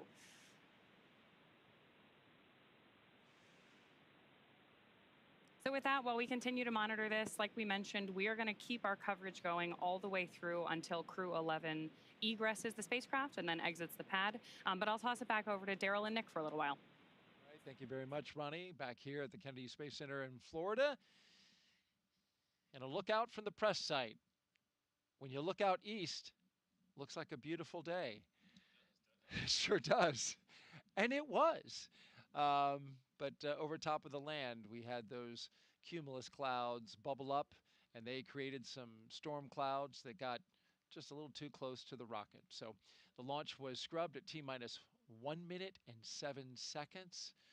So close, but just not going to take the chance with that kind of weather in the area. Even the local warning system, paging system, let us know that there was a potential for lightning in the area, even as we were at the T-minus 2 mark. So, yes, while everything looks good out over the Atlantic, we continue to have our journey through a hot Florida summer day. We were scheduled for launch at 12:09 p.m. Eastern Time. We had documented the crew getting ready for launch, starting around T-minus 4 hours and 10 minutes. And we walked that journey from suit up to drive out. We saw the crew ascend the launch tower there, get up to the top of the launch tower, get into their spacecraft, and prepare for launch. And all the systems, the high energy systems that came online, methodically going through the launch operations until we reached T-minus 1 minute and 7 seconds, and then we got the call for the scrub. Launch weather officer David Tager kept the launch team informed of the developing situation and let them know that the sea breezes could be forming this mix of excuse me, cumulus clouds that we see in and around the area. And so now we have a dynamic situation on the pad, and the reason that we are still here is because we still have astronauts inside that capsule right there. 4 crew members, Zena Cardman, pilot Mike Fink, Kimia Yui, and Oleg Platonov, who appears to be taking a nap. I would. I mean, at this point, what else are you going to do? You got to wait for them to detank, and so that takes a little bit. It's actually fun. Some of the shot of the rocket that you see, the side view, it's almost like a fuel gauge because you can see where the frost is melted off of the side of the rocket and determine how much of the fuel is left in that first stage. Yeah, that's a great shot. If we can take that wide shot there, that it almost serves as kind of a detanking gauge to see where the frost line is. There you go. We're about halfway. Yep, they're about halfway. Yeah, and it's going down. And they recapture that LOX and that fuel, of course, for the next attempt. You lose a bit of LOX because, after all, that stuff boils off. Yeah, and that's why they wait to load it until so late, right, because it's so cold. It starts to warm and expand and boil off, and you don't want to waste it.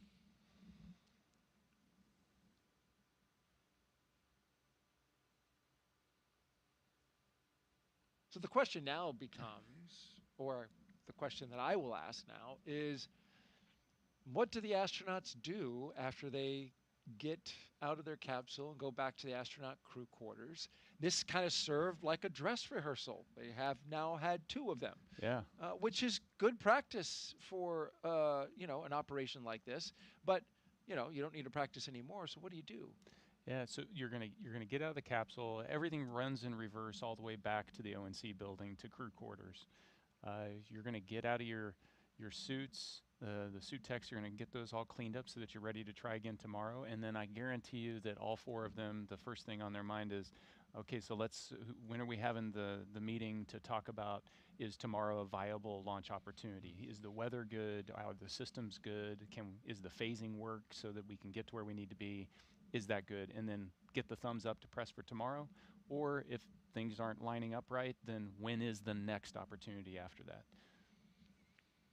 And of course, they're going to be checking in with family. I imagine they're probably going to be checking in with family on the ride back to ONC. Absolutely. And have also heard, and I have seen crews do in the past, check out what's the schedule at the beach house. Because, it might be an opportunity to go out there and kind of take the stress of the day and the scrub off. For just a few hours? If you're trying again tomorrow, then there's probably not enough time. you may want to try to tag up with family again. And if you're going to scrub and it's going to be a few days, then you can, hey, let's just have a quiet evening and step away from the crew quarters, go out to the beach house, put your feet in the ocean. So too quick of a turnaround. Yeah, in this case. It can be. It can be. So in that case, maybe, since there's 4 of them, they, just have a little bit of a pickleball match, kind of let off some steam, and then get back to quarantine. No, maybe not any athletic events. We don't want to risk any late injuries later. prior to launch. I hear that, it's a pretty somewhat safe sport, but you're right. It is a sport at the end of the day. Jessica Meir and Christina Cook, they play pickleball. Oh, yeah. Yeah. I have not got into that yet. Your fellow astronauts. Yeah. I'll have to pick their brains on the finer nuances of pickleball rules, because something about there's a kitchen involved, and there's lots of rules. There's lots of rules. Well, we have a crew that plays here, Nick, and in fact, after our launch broadcast here, we're going to be going out. So if you want to learn, you're welcome to join us. Thank you for the invite. In the 90-degree heat.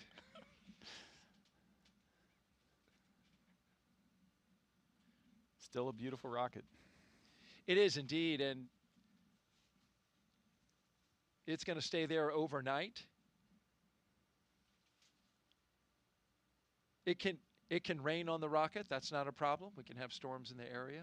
That's not a problem. After we detank it, of course. While we're sitting here and we've got folks watching, why don't we take some social questions? Sounds great. All right, let's do it.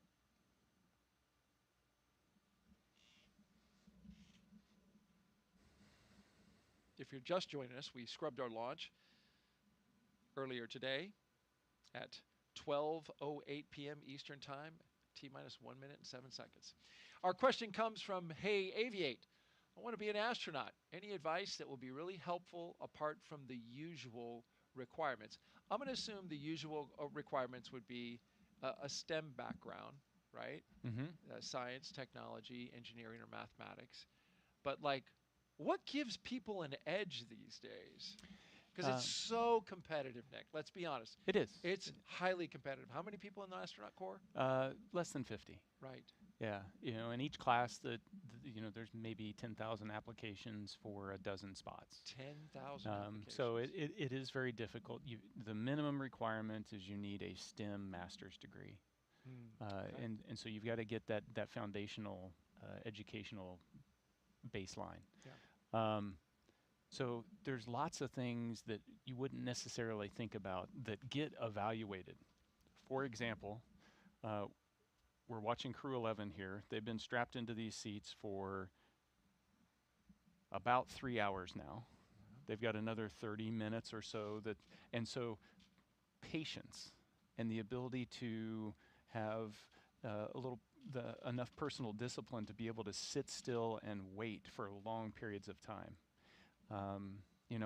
It's some of those soft skills, the interpersonal skills, how you manage yourself, how you manage your interactions with the people on your team, that are really important when we bring people in for interviews and we look how they interact, because you're going to be in tight, confined places with your crewmates, and it's going to be on an interview for the job. That's so key, and that's something I've observed with many of the astronauts who I've had the honor and the privilege to do launch broadcasts with. As we look at a screen that can show us, if you look closely, Nick, you can see the rain coming down now out there at the launch pad. Oh yeah, you can. So it did finally rain on the rocket. This is a sun shower though at the moment, because the sun is shining on that rocket at the same time. It got a little rain coming down. But to the point that you were talking about, those soft skills, it's after having done a number of launch broadcasts with astronauts, it's like almost every single one of them easy to get along with, super smart, adapts to situations real quickly. I see these common characteristics in everybody. I say almost all because, well, Some people you have to put up with. I apologize. You know, the jury is out. The jury's still out on this one. No, I tease greatly. This has been nothing but a pleasure since Nick walked in the door yesterday and we did our launch broadcast debrief. It's really great having you. It really, truly is. You know, so the advice I would give somebody is how do you develop that? Because you can develop those soft skills. And it's trying to step out of your comfort zone.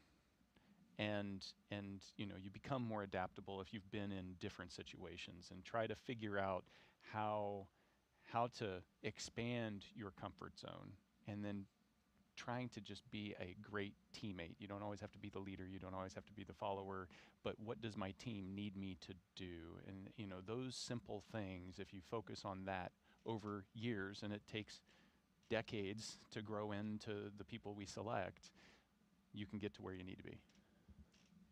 If you're seeking fame and glory, if that's the reason that it sparks you. Wrong profession. Wrong profession.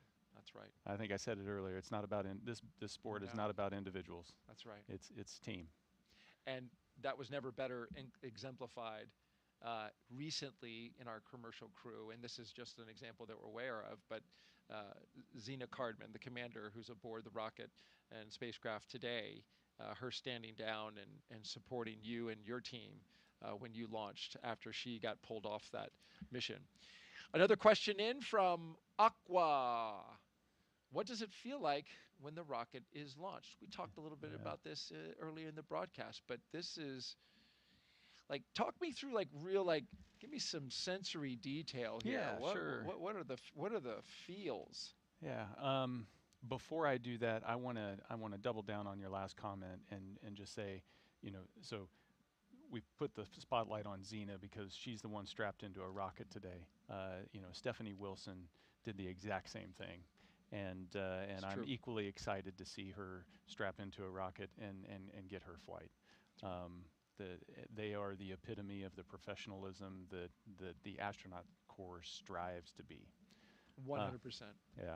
So what's it feel like to so as you're walking to, we'll just take it, you push space on the elevator. Going from the very beginning. Absolutely. You ride the elevator up, and it's actually, the elevator goes fast enough that your ears pop, because you're going up a lot of floors of stairs, so you'll feel the pressure change in your ears, just like if you were in a big skyscraper and, you know, going from the bottom to the top. Huh. And then you step out of the elevator, and then, you know, it's just this, for me, it was this gentle breeze coming off the ocean, because you're so high up, you just get this nice cool breeze. And it's just green as you look out, green, and then the blue of the ocean. And then, you know, it's this metallic structure that's there, and, you know, so the launch tower doesn't really sway or anything. It's so beefy, you can see it there in the photo.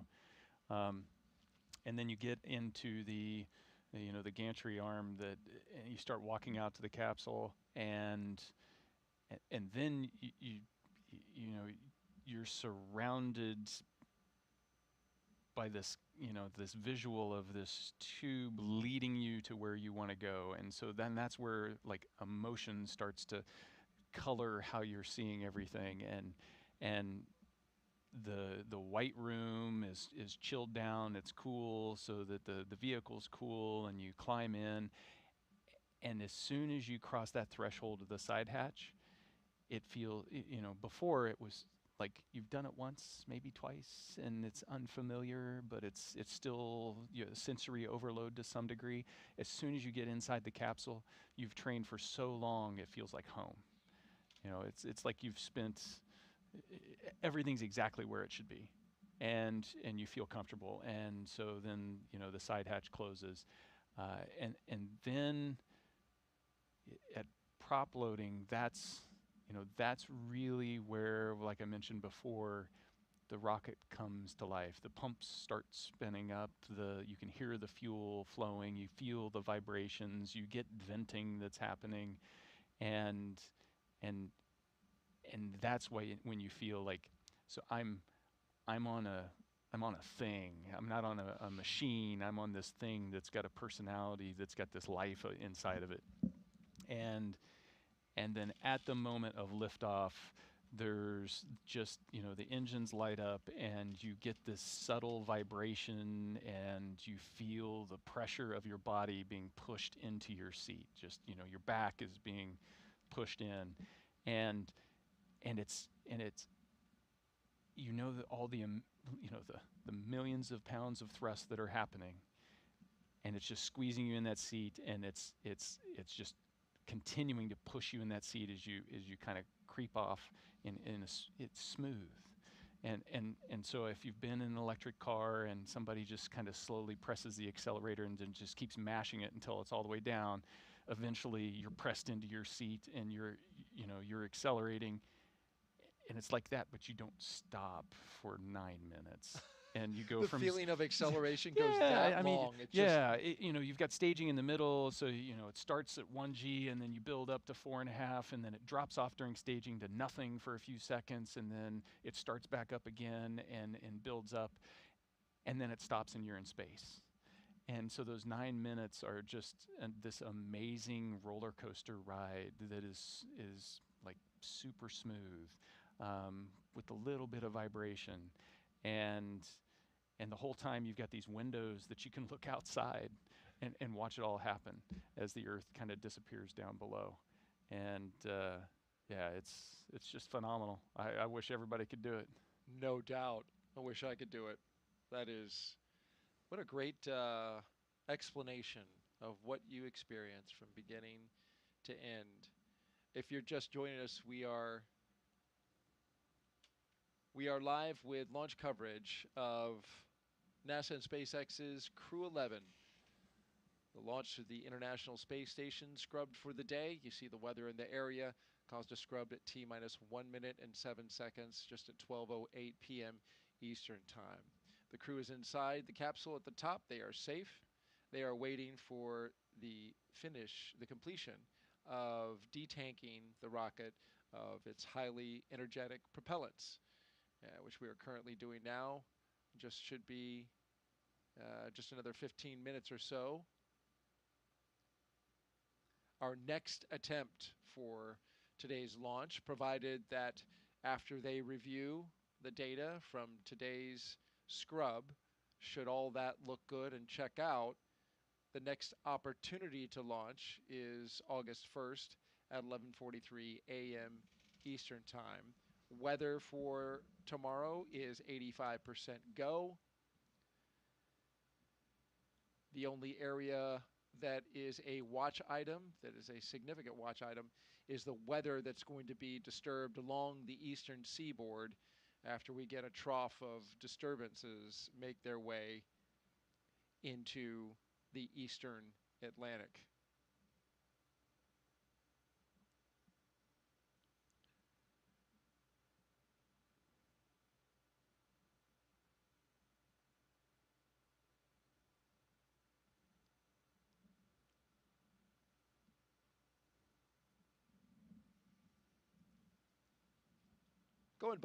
Going back to your description about launching, what are the emotions, right?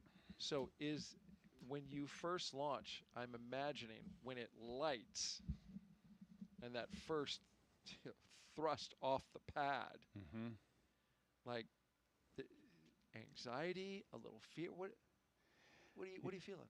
You feel, for me, it's the swirl of emotions up to that point.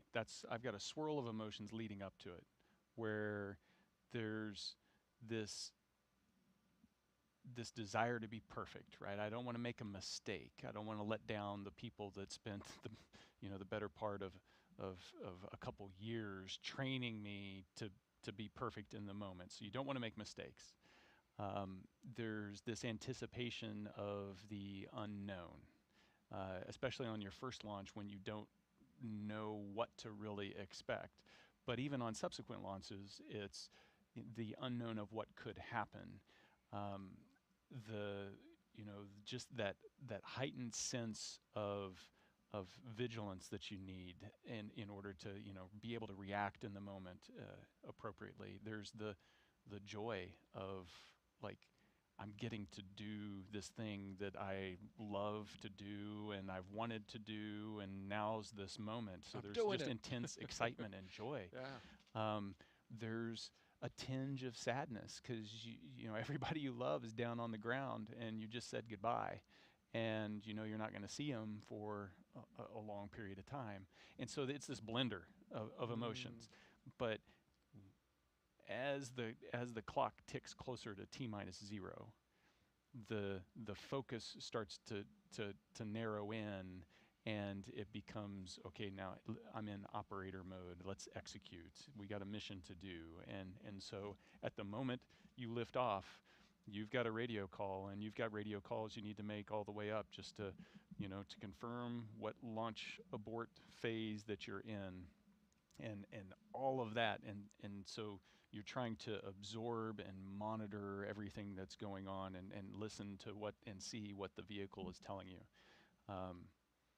And you have to put that swirl of emotions off to the side, and do a job in that extremely exciting moment.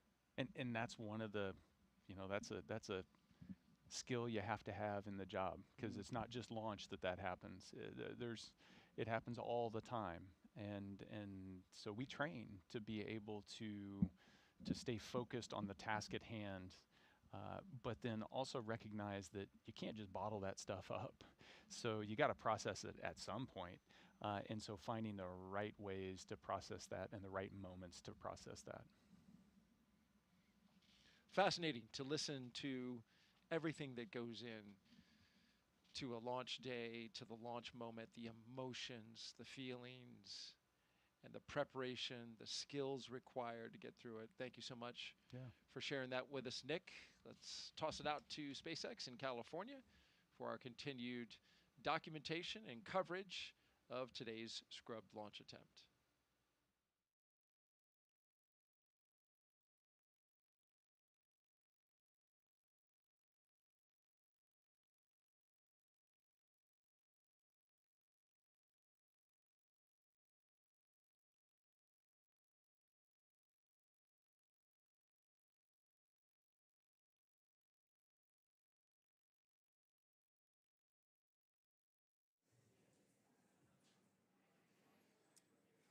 Thank you, Daryl. Thank you, Nick, and for all that insight, especially with the process as intricate as this one, with the detanking continuing for Falcon 9, as again today's launch attempt for Falcon 9 or for Crew 11, NASA SpaceX Crew 11.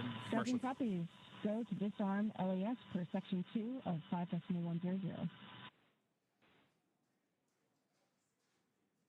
And that was some great call-outs right there from up in the crew capsule, the spacecraft, is Crew 11 receiving updated information from the teams here on the ground, and the core here in Hawthorne communicating the step-by-step procedures needed to detank the vehicle in Falcon 9, and then again they'll go into those procedures of bringing the crew access arm, disarming the launch escape system, the ground support teams that helped Crew 11 into the vehicle. They'll become on site and then help them out of the vehicle as well, and then we'll stay with SpaceX Dragon disarming launch escape system. And they'll help with them we're with you. all the way down to their eventual return to crew quarters. So again, there you heard that the disarm of the launch escape system is underway, and that was the voice of Commander Zena Cardman copying those commands from the core and communications teams in SpaceX here in Hawthorne. So that's where we're at the moment, but still a couple more steps to go, and they've given continuous updates on the process of how long it would take to detank the Falcon 9 of both the RP-1, that rocket-grade kerosene, as well as the liquid oxygen tanks necessary to then, Dragon again... Space X launch escape system is disarmed. You would go to open visors and then proceed to section 3. Tracking copies. Go to open visors and proceed section 3. Crew arm engage sequence has started.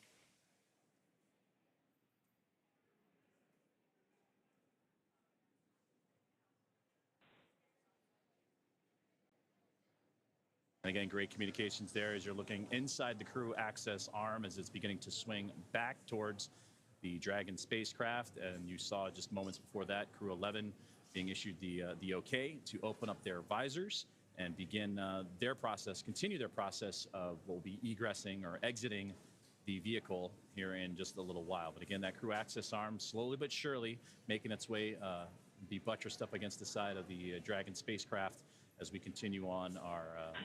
SpaceX Dragon, ready for seat rotation. Copy, crew are ready for seat rotation. We will initiate that now.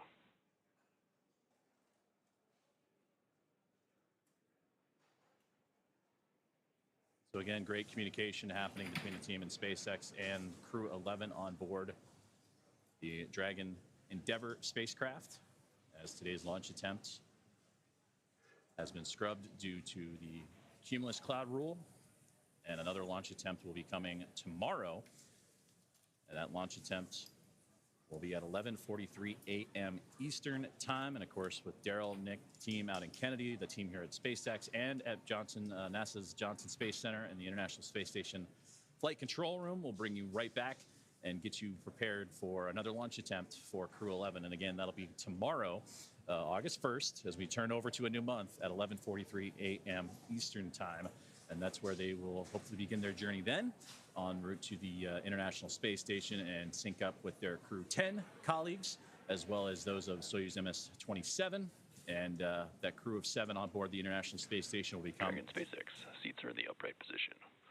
We will be working through steps with the closeout team to return to the pad tower and open up the side hatch. I'll keep you abreast of their progress. Dragon copies.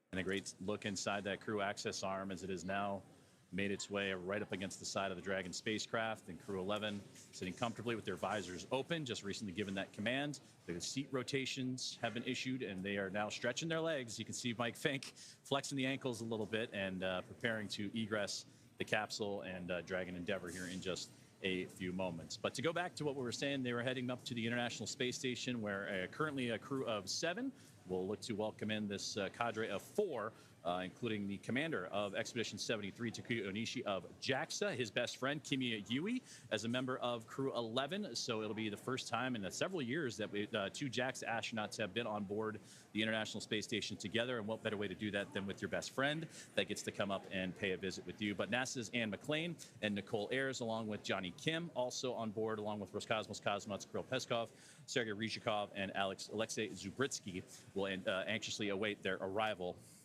once they can go for that second launch attempt, which again will be tomorrow, August 1st at 11:43 a.m. Eastern time, as today's attempt was scrubbed due to weather. So we're going to continue to follow along with the detanking procedures that should be wrapping up here pretty soon. As you saw, the crew access arm has swung back into place. The ground support team will make its way up towards the spacecraft to help the crew egress, as they say, the capsule as well, and then we'll stay with live coverage all the way up to the crew's return to crew quarters, where they will remain in quarantine. And that's what Daryl Nail and Nick Hague have been discussing of those procedures and how things will shape up and ready to turn the page for another attempt tomorrow.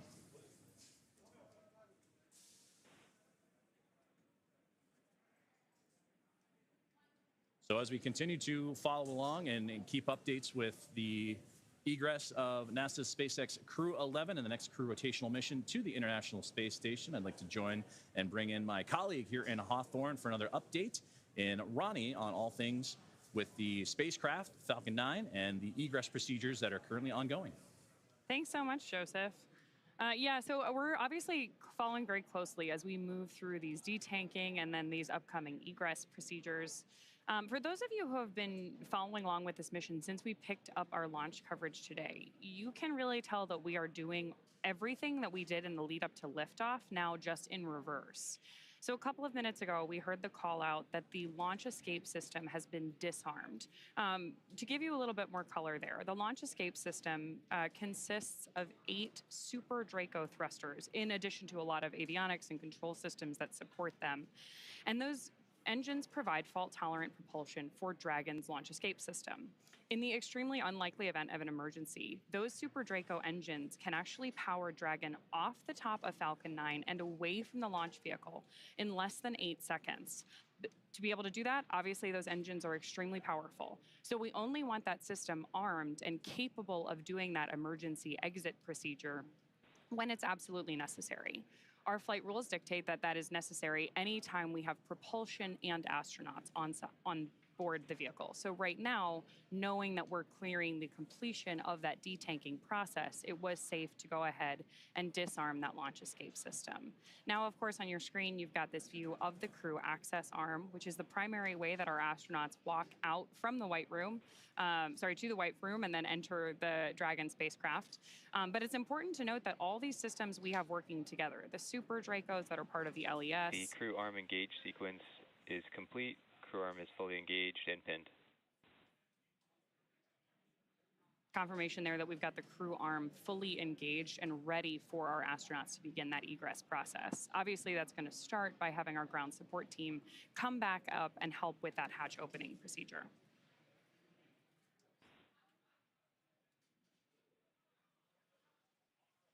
And I'm getting confirmation here that offload has been completed, which again is what we expected when we heard that we were okay to disarm that launch escape system.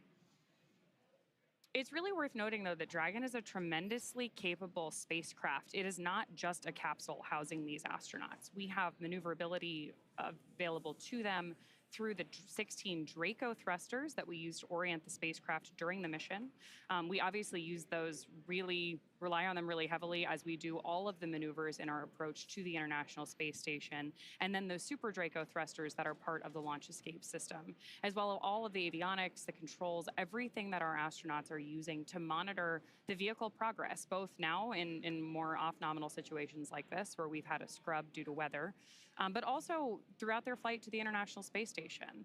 As we were talking about earlier, our crew today was scheduled for about a 38-hour trip to the International Space Station. All of the information that they're getting from our mission control team is displayed inside of Dragon for them. Still seeing little bits of rain. One of the things that we talked a little bit about earlier, but is still really interesting, anytime you are leaving Earth, we're monitoring weather not just at the launch site. It's really all the way along the ascent corridor. Obviously, Falcon lifts off and then does a gravity turn so that we can get up to space going 17,500 miles an hour horizontally. We're not just going up. So we're moving through a huge portion of the atmosphere on our trip to space. And the weather for that entire ascent needs to be clear. And again, if we were going to leverage that launch escape system in flight for any reason, you'd hear on a typical ascent, our crew will call out certain abort modes where the the spacecraft may have to eject to. In the instance that anything were to go wrong, that weather also needs to be good. We need to be able to get to the crew, make sure that they're healthy. And then, of course, anytime we have crew entering or exiting the vehicle, we're working those carefully rehearsed and fine-tuned procedures like we're seeing them step through now.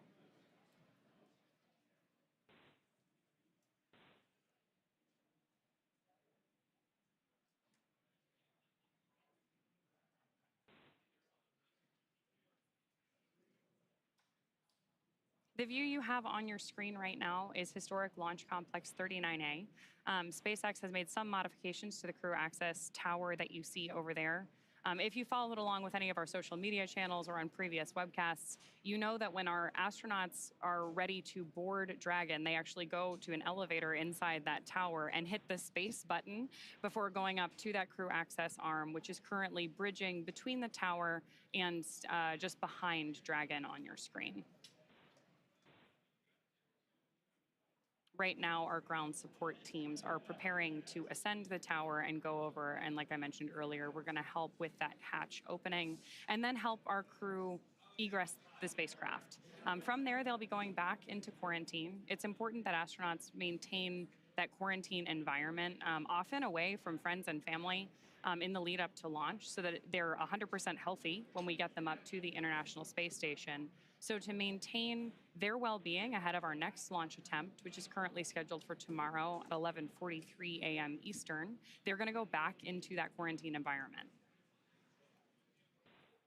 Getting some nice views of Crew 11 in their seats there.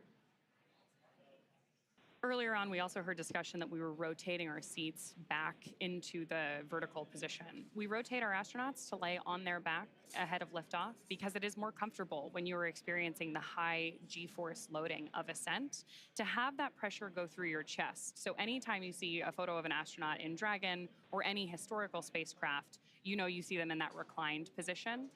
The seats on Dragon are another really nuanced and sophisticated part of the spacecraft. They have the ability to do that rotation and then move themselves back into the horizontal position in the event of an egress like this. But we also heard discussion earlier that we can remove those footrests to give the crew some additional room inside the spacecraft for their trip to the International Space Station.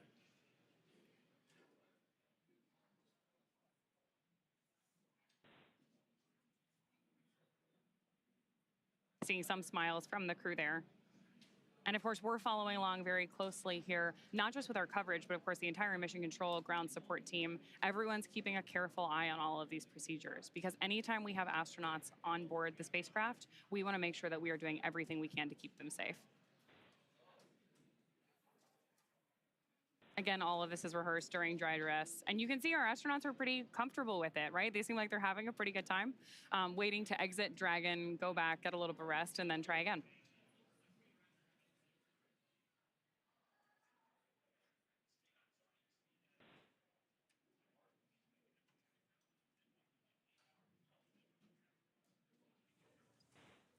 And to that point too, Ronnie, it's great to see them with those smiles too. This has been a crew that we heard in earlier portions of the broadcast today that they've all been coming from different missions and different assignments, and to have that flexibility and to be a team player is a crucial component of becoming an astronaut and a cosmonaut, and seeing those smiles for them and knowing their journey and their path and their history as a NASA astronaut or a JAXA astronaut or Roscosmos cosmonaut. This is just another step in that path and that journey that they've had along the way. So it's great to see them with all smiles. They're a crew that is very emotional, very thankful, very supportive of each other and of the mission, but also very happy. And I hear a lot about each crew member has a very unique sense of humor. So during that 39-hour of phasing, I can only imagine what the jokes were going to be like exchanged, the stories that were going to be told. And for two of them as first-time flyers experiencing it for the very first time, and Oleg Platonov of Roscosmos and Zina Cardman, the commander of NASA. So to see them sharing smiles, telling stories, and just knowing that another opportunity awaits them around the corner. Again, tomorrow's next opportunity at 11:43 a.m. Eastern certainly has them in bright spirits, it seems.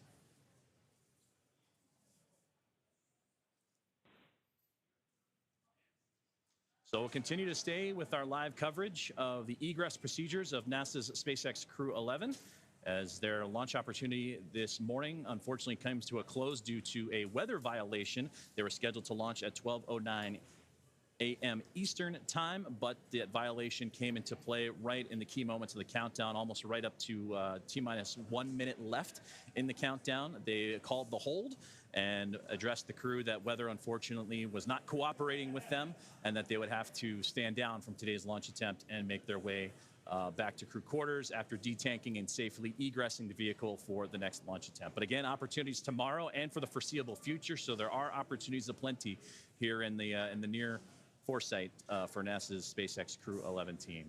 So with that, we'll depart from Hawthorne for the moment and head back out to the Space Coast and check in with Daryl and NASA astronaut Nick Hague.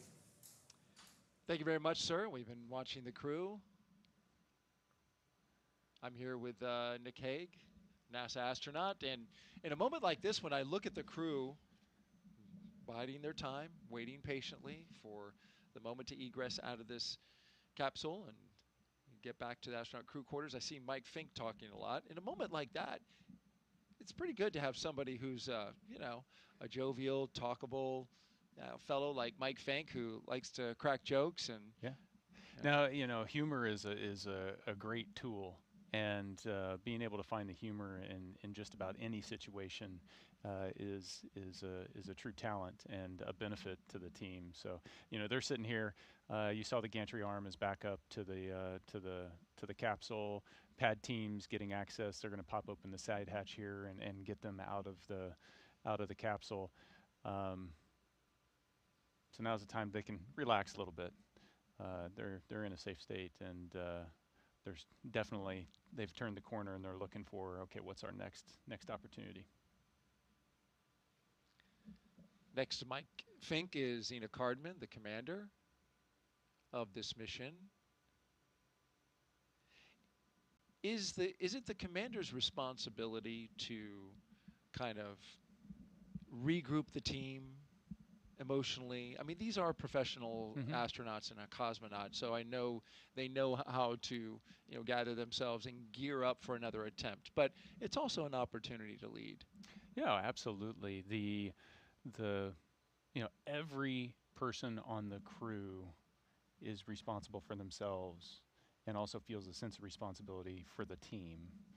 The commander's the one that ultimately is accountable for the well-being of that crew, the well-being of that spacecraft, and making real-time calls. And so the commander's job is to read the room and understand what the team needs in that moment.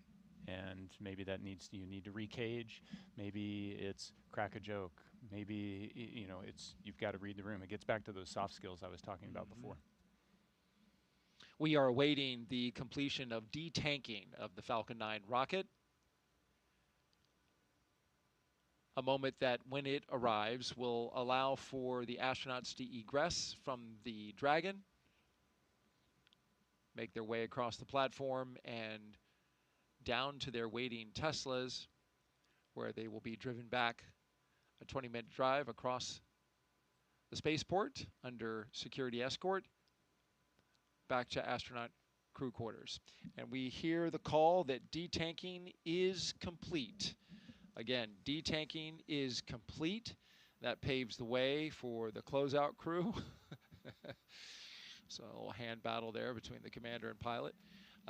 Paves the way for the closeout crew to come up and ascend the tower, make their way into blast danger area, and help the astronauts make their way out of the spacecraft. And there you see at the base, here comes the closeout crew.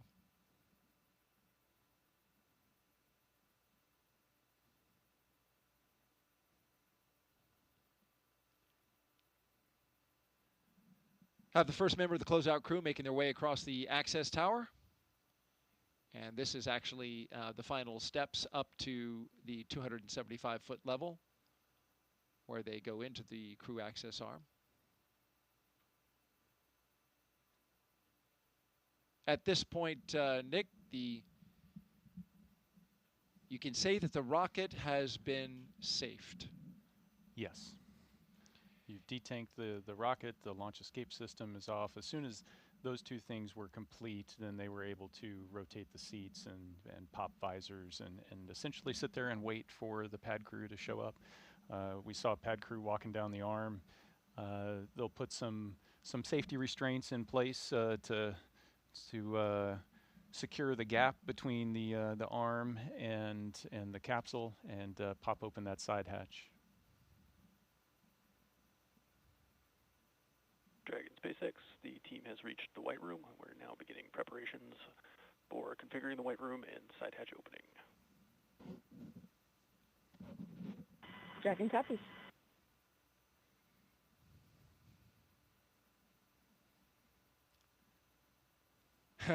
And sounds like the hatch. Oh no, selfie. It's selfie time.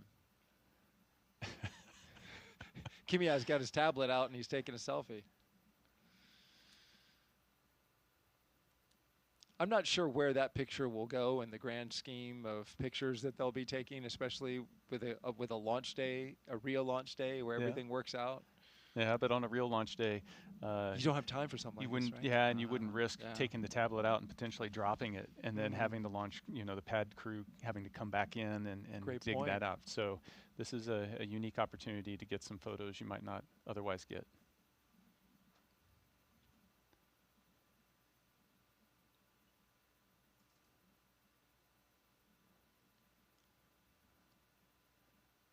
Not the easiest thing to work with a tablet like that when you're wearing big gloves. Right. Yes, those gloves. Yes. So now they're doing it again. Yeah, those gloves are touch sensitive. Yes. You can use them on the tablets and they work, but they do look pretty bulky. Yeah, and your fingers, there's some layers associated with it, so you're not as dexterous as you would be otherwise. And you get used to it, though, because you spend a lot of time in training sitting in the suit, working in the capsule, weeks at a time in Hawthorne out in Los Angeles. As the closeout crew brings their equipment necessary to unseal the side hatch, open it up, and get the crew out.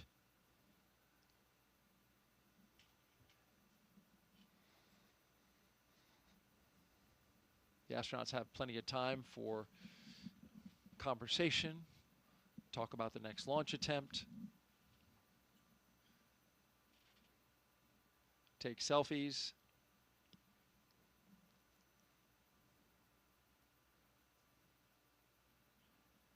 So you launched 3 times, and you never had a weather scrub? Never had a weather scrub. That is fortunate. Yes, indeed. We had a delay. We didn't actually scrub. We had a delay because of a hurricane coming through. Oh, right. But we saw that days well in advance. So yeah, never got to the point where we did that. Although, you know, and the point was brought up earlier, every crew practices a scrub when they do dry dress. Right. And so you get to go through the procedures minus all of the waiting for the prop load to go on and the prop load to come off. There have been astronauts who have scrubbed due to weather 5 times. Yeah. Famously, our former NASA administrator, Bill Nelson, tells that story all the time about 5 scrubs to get to launch. I thought, oh, man. It's space is hard. It's you know, there's a lot of factors that going into everybody feeling comfortable that it's safe to launch. Is there any way to put in a food order back at astronaut crew quarters? Food will be waiting because you got to remember they suited up almost 6 hours ago. So hungry. it's been a while since they've had a meal. Right. There'll be food waiting. And the staff at crew quarters does an amazing job of making sure that you've got the right food, it's nutritious food. They do an amazing job that extends not just from crew quarters, but also gets into the food system on board the International Space Station. And yeah, it's just, again, every time we talk about something, there's another facet of, hey, there's this team